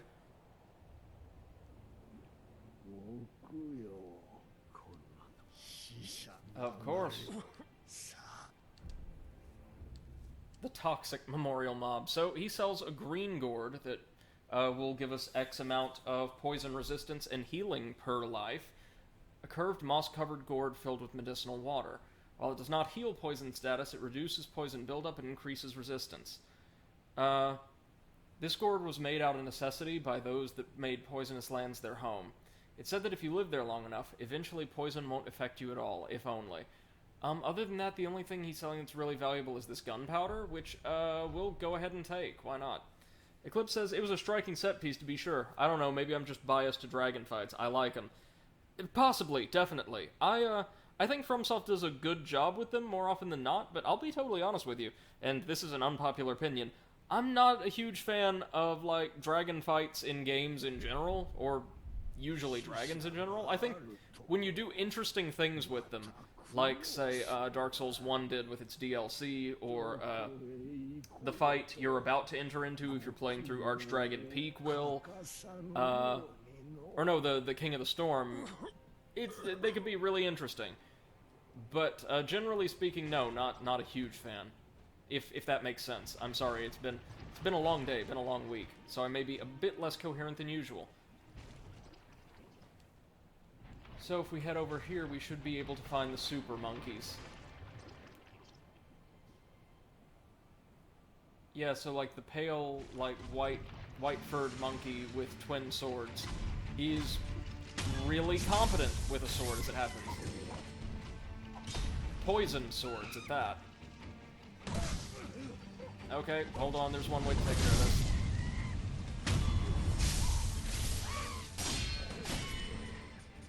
Oh god, they've got more guns too. I mean, of course they do, why wouldn't they?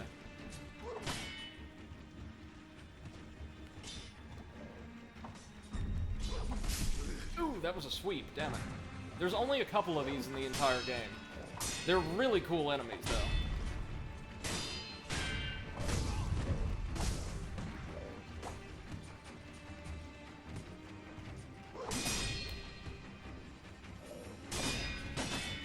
Wait a minute. My firecrackers should absolutely devastate you. Hold on, let me take care of your friend real quick. That's right, you're an animal, and that means firecracker time.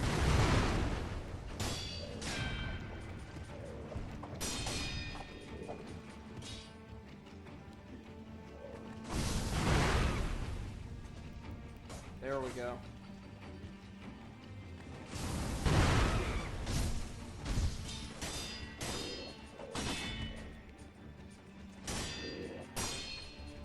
There we go. Good.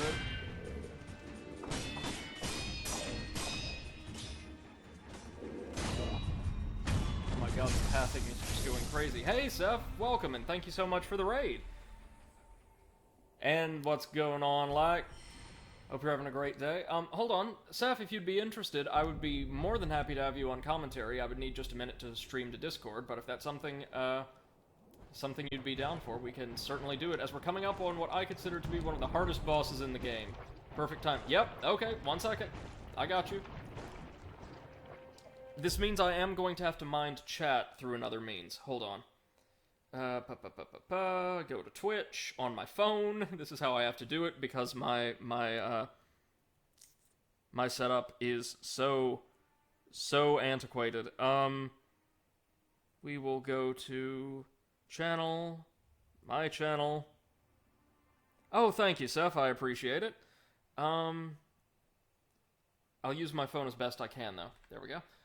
Alright, so what we're going to do is we're going to go into Discord, live commentary. There we are. We are now in Discord.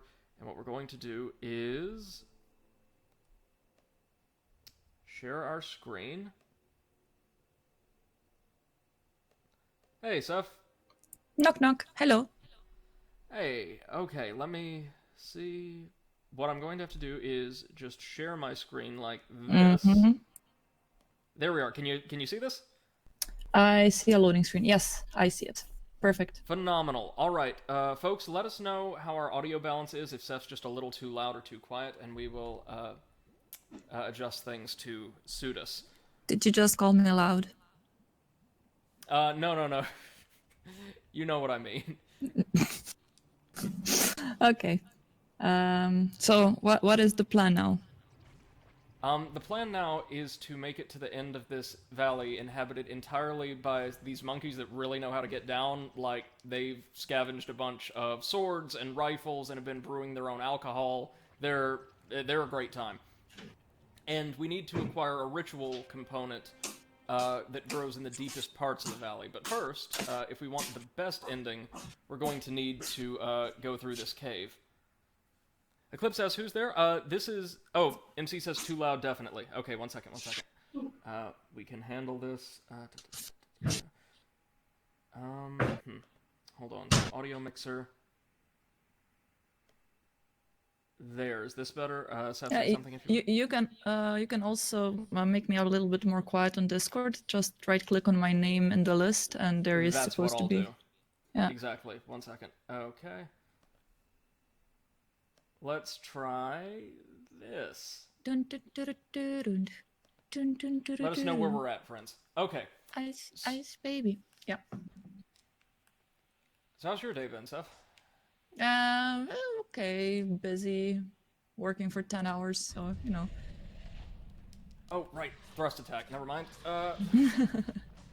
Yeah, so these raids will appear from the wall periodically as we go through the cave. There's no way to get rid of them, really. They just, they spawn in... Oh, can we not Makiri them? I could have sworn we could. Oh, Sorry, to answer your question, Eclipse, this is Seth, the Overwitch. I think you actually dropped by our Dark Souls stream the other day. Yeah. Hi, friends. She's a phenomenal streamer, currently playing her way through Dark Souls Remastered Blind, and going through a variety of other games sporadically, like to break that up, right? Yeah, just a little bit so I don't get burnt out on Dark Souls. So please go check out her channel and give her a follow if you'd like. Really quality stuff over there. Sometimes. Okay. Oh, more often than not. I mean, like, strength build aside, we're doing great. So is this Blighttown of Sekiro? Yes, actually.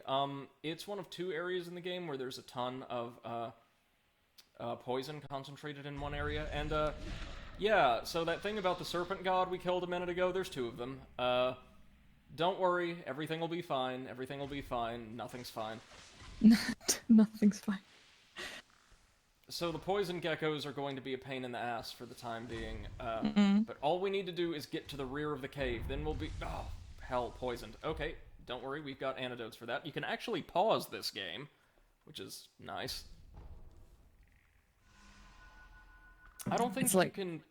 Go ahead. It's the real pause, or is it the fake pause? Oh, no, it's a real pause. Credible. What the hell is that long thing? Is that a snake? Yes, ma'am, that is a snake god. Oh. It's okay, we've killed one before. Ah, okay. Then you're fine. Then you're fine. We can't kill this one, though. But we need to get to that shrine it's guarding. So, time for my favorite technique, applied cowardice. Okay, so you... Cowardice? Oh, yeah. We are not fighting this thing head on. Are you being a little ninja? Well, trying. We're going to need to lure it. Maybe? Or can we make that jump? Oh, yep, we can. But then I almost fell. Okay, never mind. There's more floor here than I thought there was. Okay, we're good. Now, let's actually grab the ledge this time. This is a brilliant little, like, set piece. Like, just the visuals here. My god. So, you'll notice there's a bunch of spirit emblems and a monkey just cowering here. Aw, poor guy. A bunch of spirit emblems and a monkey.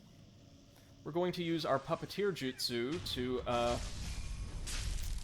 ask him to cause us a little bit of a distraction.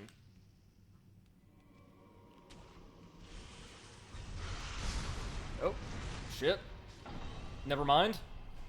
I thought as soon as we cast the puppeteer jutsu, the snake would, attack the monkey. This did not happen. You need to wait, so I think you go back, then it'll eat the monkey, then you can swing around. That's it. Okay, never mind. Sorry about that, folks. It's gonna take us just a little bit of time to get back there. Ooh, unseen aid triggered, meaning we actually don't lose, like, half of our money. Oh, nice. Which is the standard penalty for death in this game, by the by. Ah, so instead of souls, you lose money. And a certain amount of experience towards your next skill point, which is what you use to level instead of standard experience. Okay, yeah, that makes sense. Since you're stuck with a pretty standard build out of the box for this game. Monkey didn't do his job. Yeah. No, he didn't.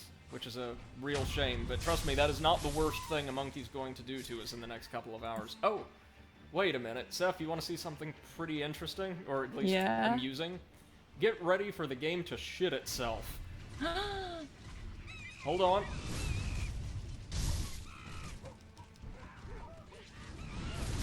Oh, look at that frame rate. Oh, yeah. Too many monkeys at one place. Too many monkeys jumping on my head. Okay. Yeah. So basically the question is, how many monkeys can this game handle? Not this many, apparently. That should be a standard rating for games, like can handle 10 monkeys. Yes! Hey, that Black Myth Wukong game can handle quite a few, apparently. Oh, yeah. Have you seen that? Like the... Yeah, I did. So I'm quite optimistic. It looks like a beautiful game, doesn't it? Mm-hmm. Definitely. Whew, goodness gracious. You streamed Dead by Daylight today, right? Yeah. Played a couple of rounds with friends. It's fun. I Gets know a repetitive, little but- bit about the game, but I've never played it. Good time? I mean, yeah, it's basically a hide-and-seek game with a murderer, so... Pretty, entertaining, but not something that you can play for hours and hours and hours. Like Is most, this on PlayStation 4? Yes, it is. Yeah. I think there's an Xbox One version as well, though, right? Mm-hmm. Oh, we think got so. some monkey booze. Good. Of course. They brew the strongest liquor in the entire kingdom. That's not even a joke. Really, the monkeys. Oh yeah, no, because they just like stick fruits and dew in like rotting tree stumps and let it ferment for like months or years. Nice. So it is powerful stuff. Again, they're my favorite part of the main game's world. Like just, oh, there's all of these horrific monsters around and just a bunch of monkeys partying in the middle of nowhere. Ah, ain't no party like a monkey party. Not at all. I mean, some of these monkeys are better with swords than, like, experienced samurai are. Okay, so what we're gonna do is just slowly skip through the poison. And welcome back to hell. Okay, we're going to try that again. Back to Blighttown. Okay. And if you weren't fond of Blighttown, Seth, you were going to hate Demon Souls. I hope that the remaster is gonna be nice. Oh no, it's gonna be fantastic, I'm sure, but, you know how there's 5 main worlds in the game? Mm-hmm. One of them is essentially a gigantic, expanded Blighttown where pathfinding is even harder. They toned it down for Dark Souls. Great. Can't wait. I am excited. It's a really cool area with one of many people's favorite bosses in the entire series, but it's, frustrating, to say the least, the Valley of Defilement. Ah, lovely name. Oh, trust me, some of the creatures and bosses' names associated with it are great too. Like, I want to say one of the bosses was called Dirty Colossus. Okay. Which was definitely not like Boletaria's favorite adult performer in whatever year the game took place. Oh, definitely not. Okay, let's try this again. So, we kill the monkey, then possess what is left of the monkey, and then we swing on back over here.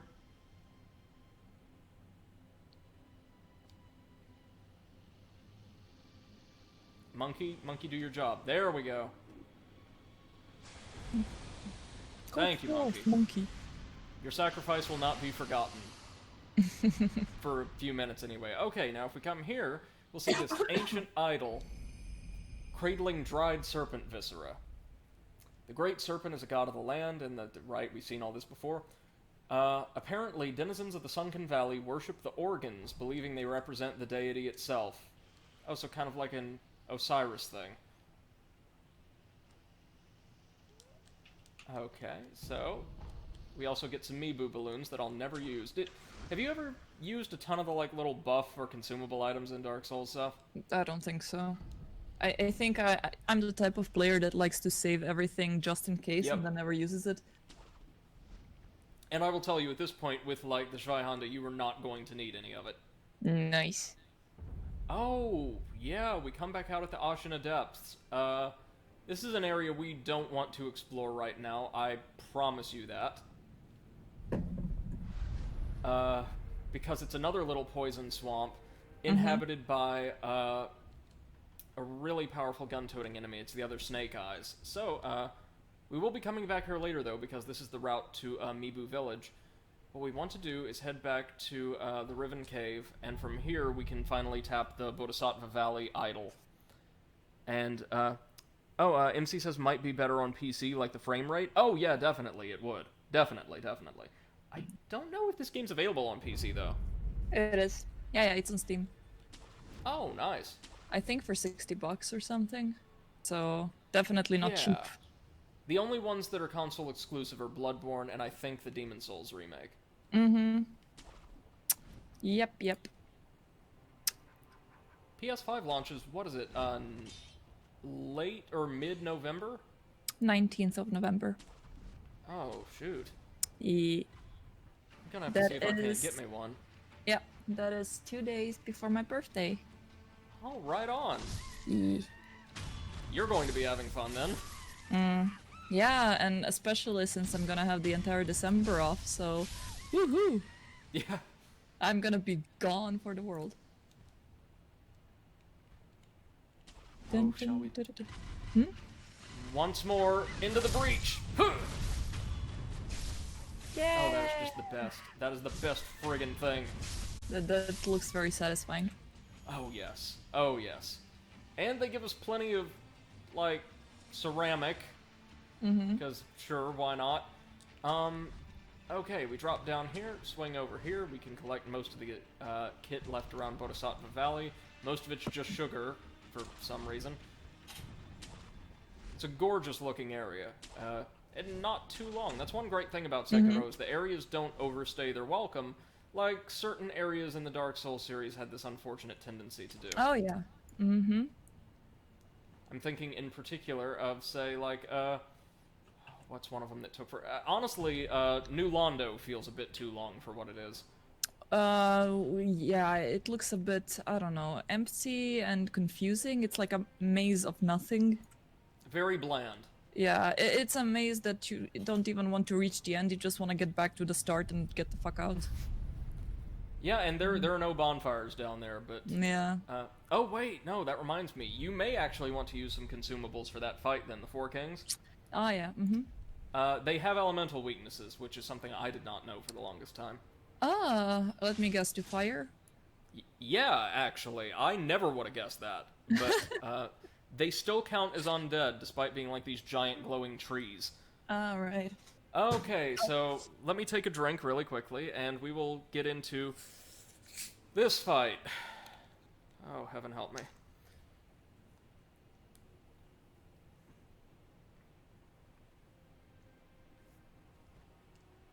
Alright, friends. It's boss time. Woohoo! Na, boss time. This is the Guardian Egg. Papa Monkey. You can't really block it all that effectively, so we've got to look for openings and exploit them, which for Sekiro is kind of unusual. And yes, it is throwing its own feces at us as an attack. Giant boulders of feces. I mean, could be worse. I don't know how, but it could. It could be the final boss of Hellpoint. I'm just going to keep reminding myself of that. Yeah, could be a big monkey that you can't even see. So, it does a lot of grab and swipe attacks. Quite difficult to dodge. But if you'll notice, it only has one pip of health. Oh, shit. But it can do that. Which is to say, just totally level us with 1 or 2 hits. So, oh, there goes the crap meteor. Oh, that stunned it.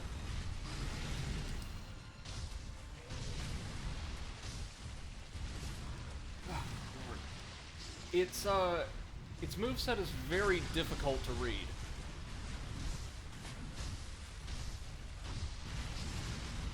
Oh.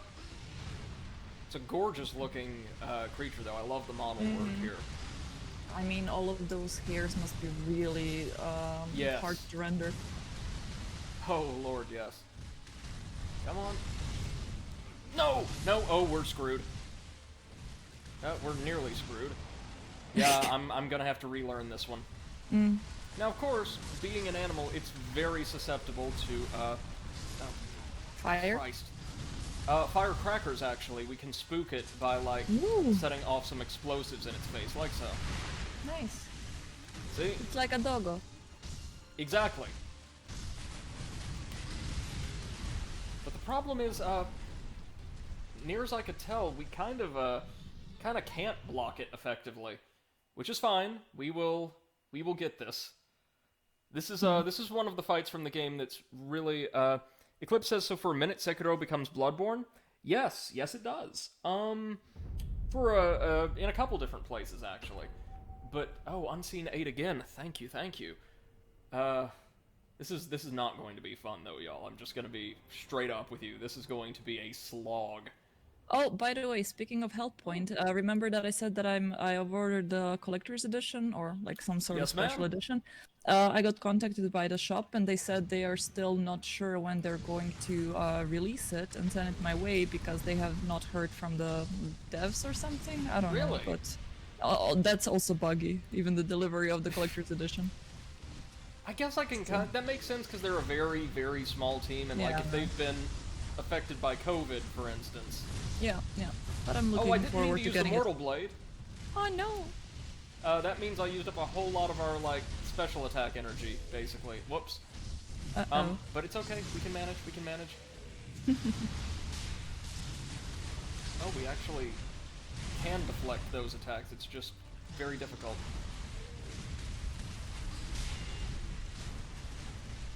Somehow we can perfectly deflect the blows of a gigantic, angry ape. I mean, in Overwatch, Genji can deflect the hammer swings from Reinhardt, so I guess this is only... Oh yeah, it makes sense. Yeah, of course.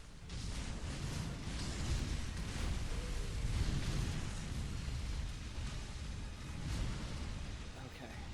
Just gonna keep him at arm's length.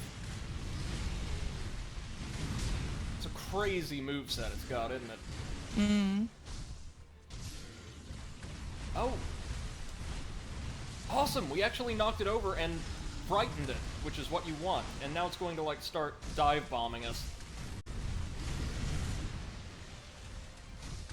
Man, I'm a shinobi. I'm basically just a spy. I am not meant for this.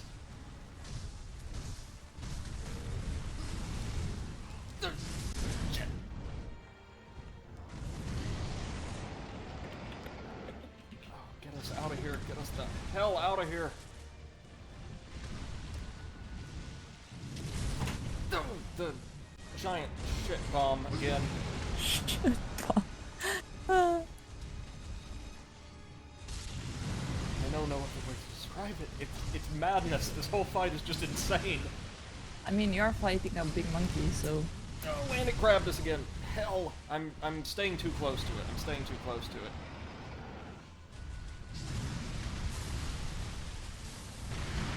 Give it some firecrackers. Good.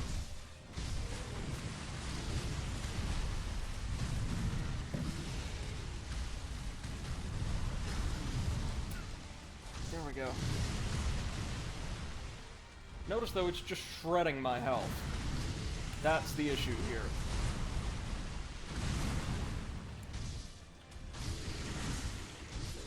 Almost got it. Almost got it. That's it. One more. And check this out. For our finisher... Nice. Good slice. Yeah. If only. See, good thing we've got the Mortal Blade, because as it happens, this thing is one of the infested. Is this monkey madness? Tell it to stop monkeying around. Stop this monkey business. Oh, chat's having fun with this, aren't they? Oh yeah. Any more monkey puns you need to get out? No? Okay, cool. Okay, so if we knock it over, we can actually use the spear to pull the centipede out from its, like, I guess its cavity. And deal some additional posture damage. See, it's being reanimated by a bug that's possessed it. Oh, you mean like a literal bug, not like a game bug? Yes. Uh-oh. Can you get its hind? The monkey head? Oh god. Why would you get a signed monkey head? The head is what we have to worry about here, because it can kill us quite easily.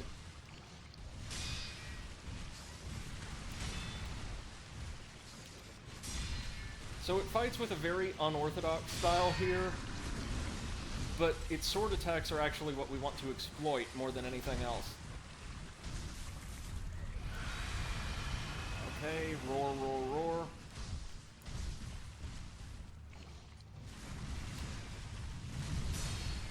So it's not the sight of the thing, but rather the inhuman screams that cause us to nearly have a heart attack, which is literally what happens when terror builds up, I'm pretty sure. Well, friends, we could actually be doing much worse at this, honestly, as I have in the past. I love that they even give you, like, the shinobi execution, like, you know, you defeated, indicator after killing it, only to have it revive. Like, that is real commitment to the scam. To the troll. So I've got no idea what its technique is supposed to be. Just headless monkey style. Okay, hold on. There's something for this. Never mind. What we want to do, hold on, is first off, let's use our rice to recover our vitality, and let's run again. I know it's recovering some of its posture, which sucks, but we'll get this. We're going to use our Jizo statue to restore a node of regenerative power. Your Jesus statue? Yeah. Oh. Nice. Normally you have to kill enemies or get death blows to get subsequent uses of your resurrective power without dying again, or dying for real, I suppose. But if we use one of these little adorable Jizo statues we find, we can get a second charge for free. Nice. Which means I'm using a ton of my consumables, but I'm not out of this yet. Yeah. Oh. I've never seen it do that before. After a standard strike, it brought its head up to its neck and issued like a really short scream. Did you catch that? Yeah. Oh, here we go! I think this is it! You can do it! Second try? Are you kidding me? This thing took me dozens of tries before. Check this out. Yes. Yes, take his spinal cord. Now it's finally dead. Oh, whew! That was one of the hardest fights in the game for me. Oh, that was pretty disgusting. Thank you for sharing that. Yeah, no, of course, my pleasure. It was a really gross fight, and Eclipse says it is kind of cool when games draw on knowledge of previous installments, even if they're different. Yeah, no, like callbacks to the lore or mechanics of earlier entries are usually things I like to see. I don't like fan service to the extent it's done in Dark Souls 3. There's a happy medium you can strike.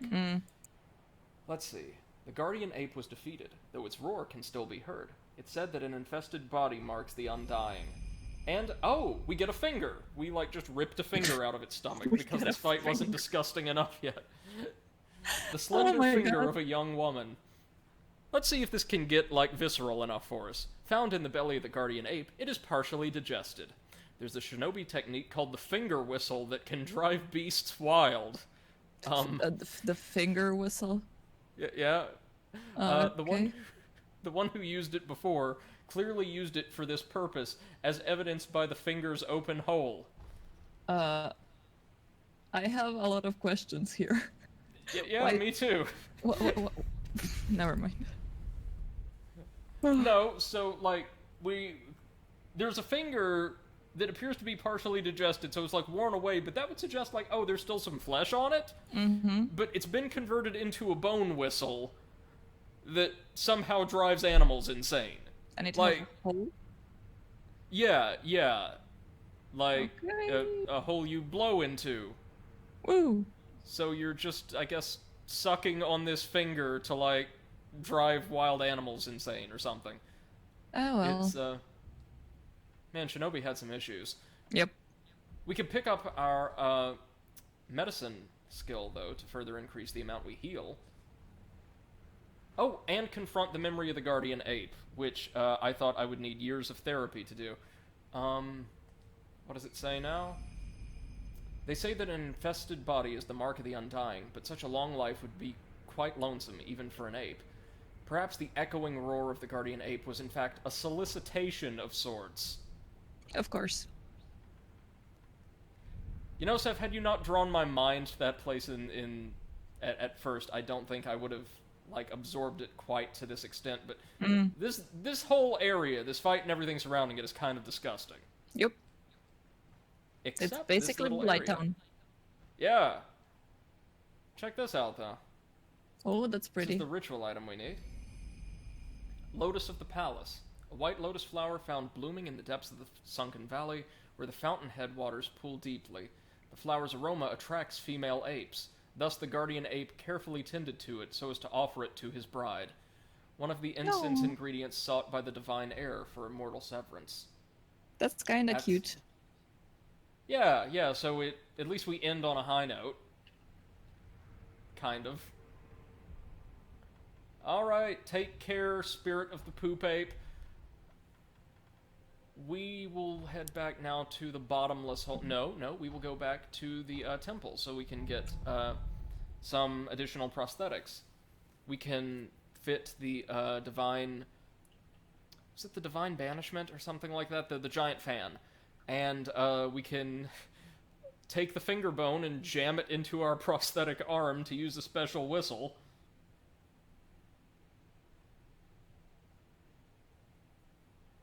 Both of which we need, actually.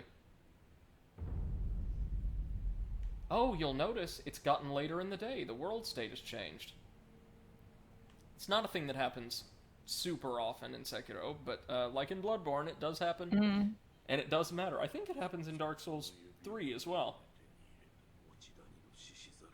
So, what are we up to now? We are revisiting this retired shinobi who spends all of his days carving angry Buddhas. So he can perform a little maintenance on our prosthetic arm. He'll allow us to fit additional tools into it, like expanding our moveset, or upgrade tools we already have. Oh. Apparently, the fingerbone whistle was his, and I guess it was carved from the finger of a woman he once loved, or something, so, that was a thing. Sure.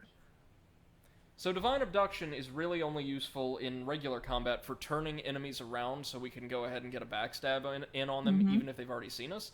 But the Finger Whistle not only attracts certain enemies, but drives animals insane, causing them to start attacking guards and each other. Both of which are pretty useful. Eclipse says, yeah, the Eclipse shows up during the endgame of Dark Souls 3, which I found quite ironic when I first saw it.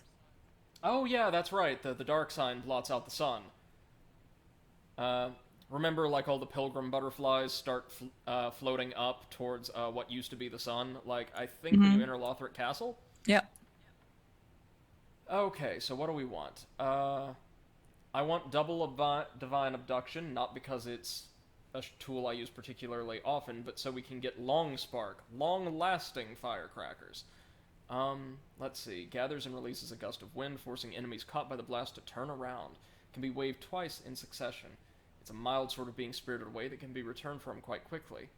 However, it's said that one can only return from being spirited away once, and if taken again, there's no coming back. Nice. We can also upgrade the fingerbone whistle with the mountain echo. Oh, by locking onto a target, only the targeted enemy will hear the whistle, so like if you want to kite specific enemies, that's kind of useful. Okay, yeah. But I need more money, so let me just eat some coin pouches.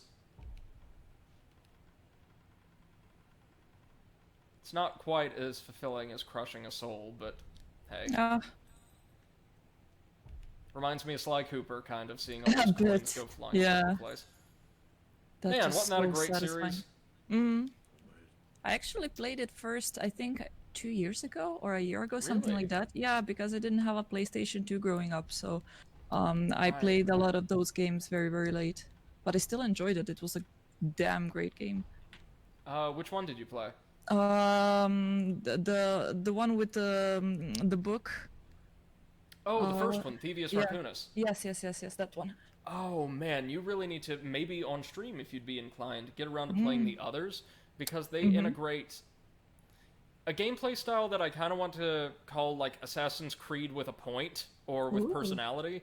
They expand on the baseline gameplay formula in ways that are really satisfying and never allow the game to feel dull or repetitive. Nice. Mm-hmm. You know, there was a fourth one released a few years back toward the tail end of the last console generation.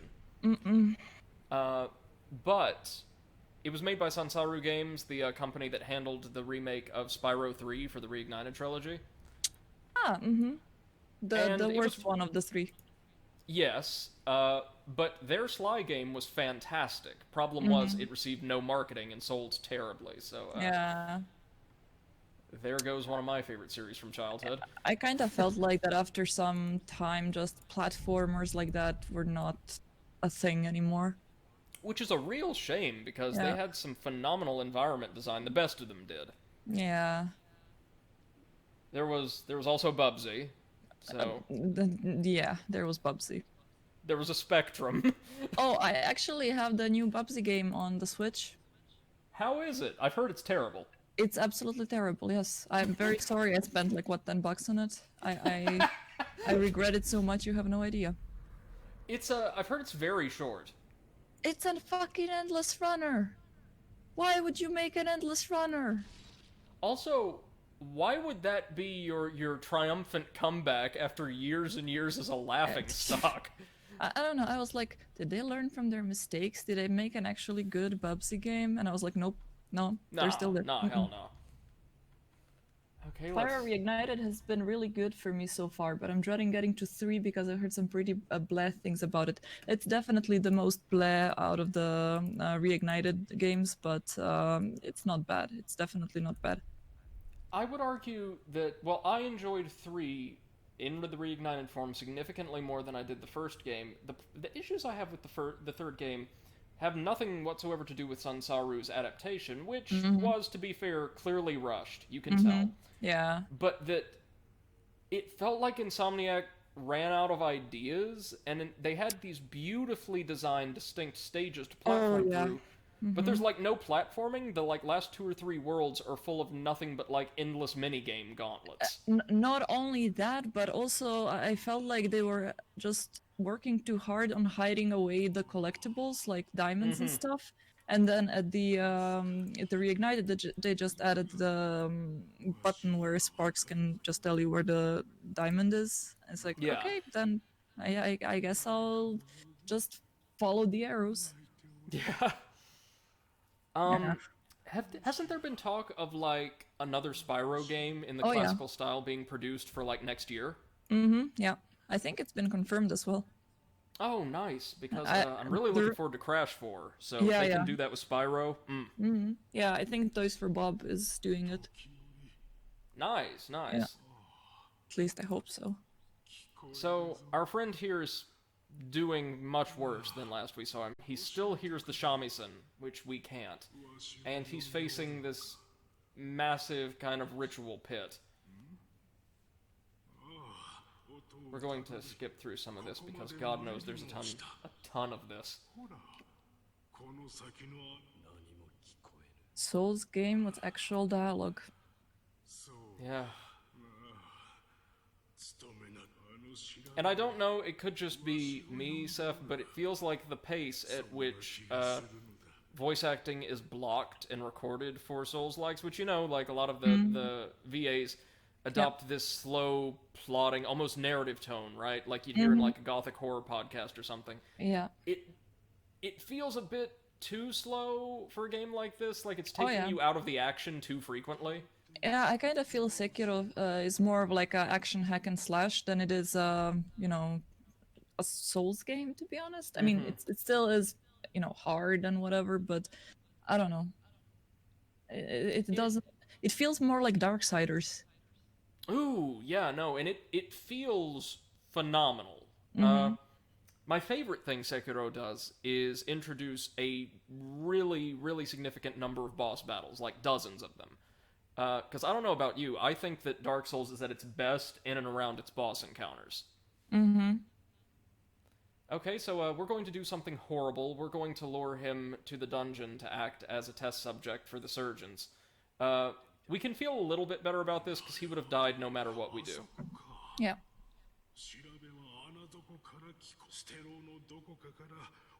Yeah, there we go.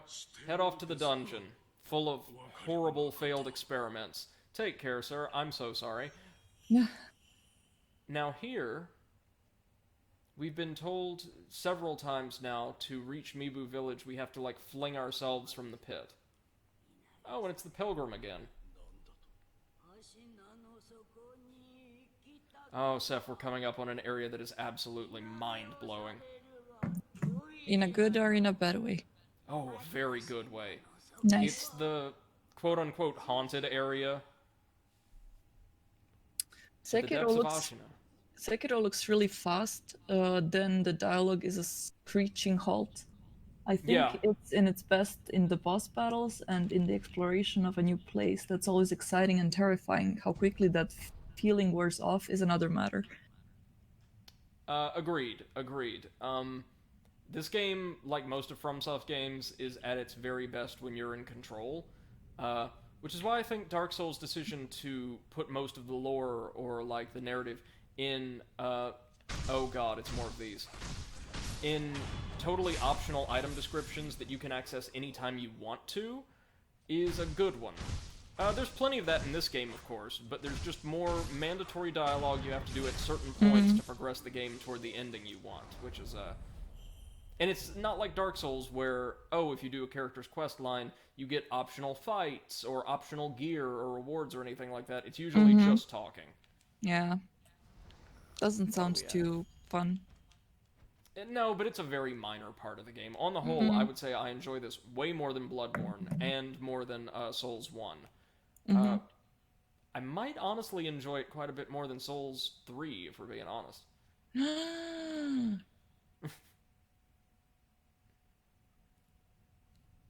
Now there's a couple different ways we can go here, and I just threw myself into a this design. Shaft, that's a good thing to do. This design reminds me of the first stage of Kingdoms of Amalur. Yes, yeah. The like the corpse pile you have to dig your way out of. Yeah, and then you're going through that like mine underground area trying to get out. Yeah, man, that was a great game. It was, but I don't want to buy the remake because it's literally just a re-release of the game, nothing else. With like one additional sort of post-game DLC, right? Yep. How were the 2 DLC released for the base game? For me, they bugged out, so I never could complete them. One bugged out because an NPC was supposed to show me the way or something, and she was just standing there. And I went to see how to unblock her, and the solution was reload the game. And I kept reloading, but nothing happened. So I just gave up. Lovely. Yep. I think I might get it, if only because I never came close to finishing the copy I had way back when I still had an Xbox. Yeah, you definitely should. Like, I want to explore that eastern continent. I want to do the DLC, and I would love to actually get to participate in the House of Valor tournaments. I did that. It was quite fun. The thing is that maybe you should not invest too much time in the lore because it's a bit too big, you know? It's yeah, I know. There we go. I saw these cliffs over here and thought, oh, maybe there's treasure. Maybe I shouldn't have dropped down the mine shaft first thing first. But as it happens, no, these are just other points you could grapple to if you missed the first one like an idiot, like me. So, worked out. Never mind. We just wasted some time. As if anything else ever happens on this stream. Okay. Back down to the Ashina Depths. This is just the other end of that little poison swamp we found after Bodhisattva Valley. Let's see. Oh boy. Yeah, sorry, to get to the good bit, we've got to get through a really bad bit. It's boss time. And our boss in this case is the other Snake Eyes.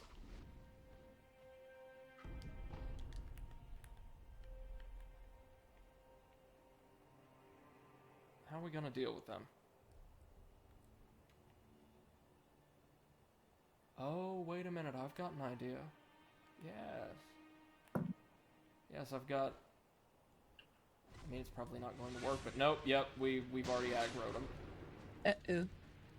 It's alright, we should be able to handle this.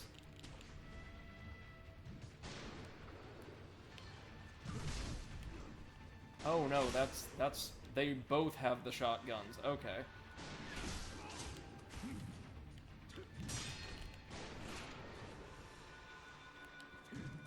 More Whoops, guns. the boss has a shotgun too. Well, I say shotgun, they're just several rifle barrels taped together. I mean, whatever works, right? Oh yeah, no, and trust me, their weapons definitely work. So what we might want to do is, like, fight her over here. Away from her gunners. Like, right up against the fog wall. Ugh. These fights. Okay, no. come on. I mean, look at this. This is insane. Mm.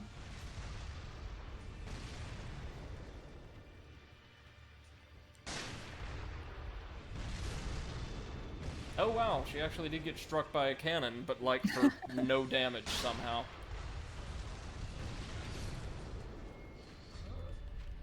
Whoop, there's the grab. This one I know really likes the grapple move. Mm. Okay, easy. Yep, use some firecrackers. Long spark firecrackers, which sounds like a terrible name brand. Or... Good, come on.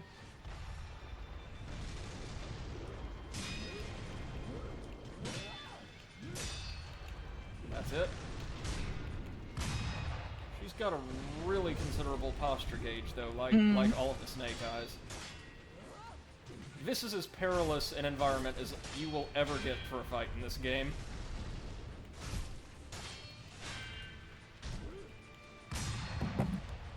I mean, it's like a southern 4th of July. Yeah. Oh, I forgot to tell you, like, for the 4th of July, of course, we were in quarantine and everything, and I went to sunbathe at the river, and there were so many big groups who were completely not following the regulations. All of them were Americans celebrating 4th of July. So, like, our expats are a huge problem around the holidays, even over there. Yeah. Of course. The police was coming a couple of times telling them, hey guys, you gotta spread out, because there was like 20 people playing beer pong and making barbecue even in the place where barbecue is not allowed, so... Yep. Jesus. And their comment was, oh, come on, man, it's 4th of July. And the policeman was like, yeah, we don't care about 4th of July, but we do care about the pandemic, so... Man, good for him! Yeah. Oh, got her! Okay. That's easier than it was the first time around. Now we just have to deal with the other gunners. Well, actually, no we don't. Not right now, silly me. Hey Seth, you should steal one of these guns to deal with the 4 kings. I'm gonna stick him with the pointy end. The Schweihonda is actually one of the better options for that fight. Whoa, what happened to our camera? Okay, we're alright, we're good. I thought we fell through the floor, we didn't. Just felt like we did. Oh yeah, here's the, maybe the path to Bodhisattva Valley? More monkey booze? Hell yeah. Yeah, monkey booze. Oh, and look at what that is! Okay. He's back. Back again. So, yeah, here I get to talk about my big problem with Sekiro. You guys know me, I am absolutely impossible to please, and have at least one major issue with most of the excellent FromSoft games we've played on stream. In the case of Sekiro, it's that in the late game, it starts reusing its major bosses. Now, these aren't like little mini-bosses where you fight them with different movesets or in different environments to make it feel like a very different fight. You'll just see the same guys crop up a couple of times, just a bit harder. This, for instance, is a totally optional fight we're not going to complete right now, but just good to know it's here. and that immediately after killing the monkey, you can go kill it again if you're that unkind to yourself. No, what we want to do is follow the blood. As one does. Oh, and Eclipse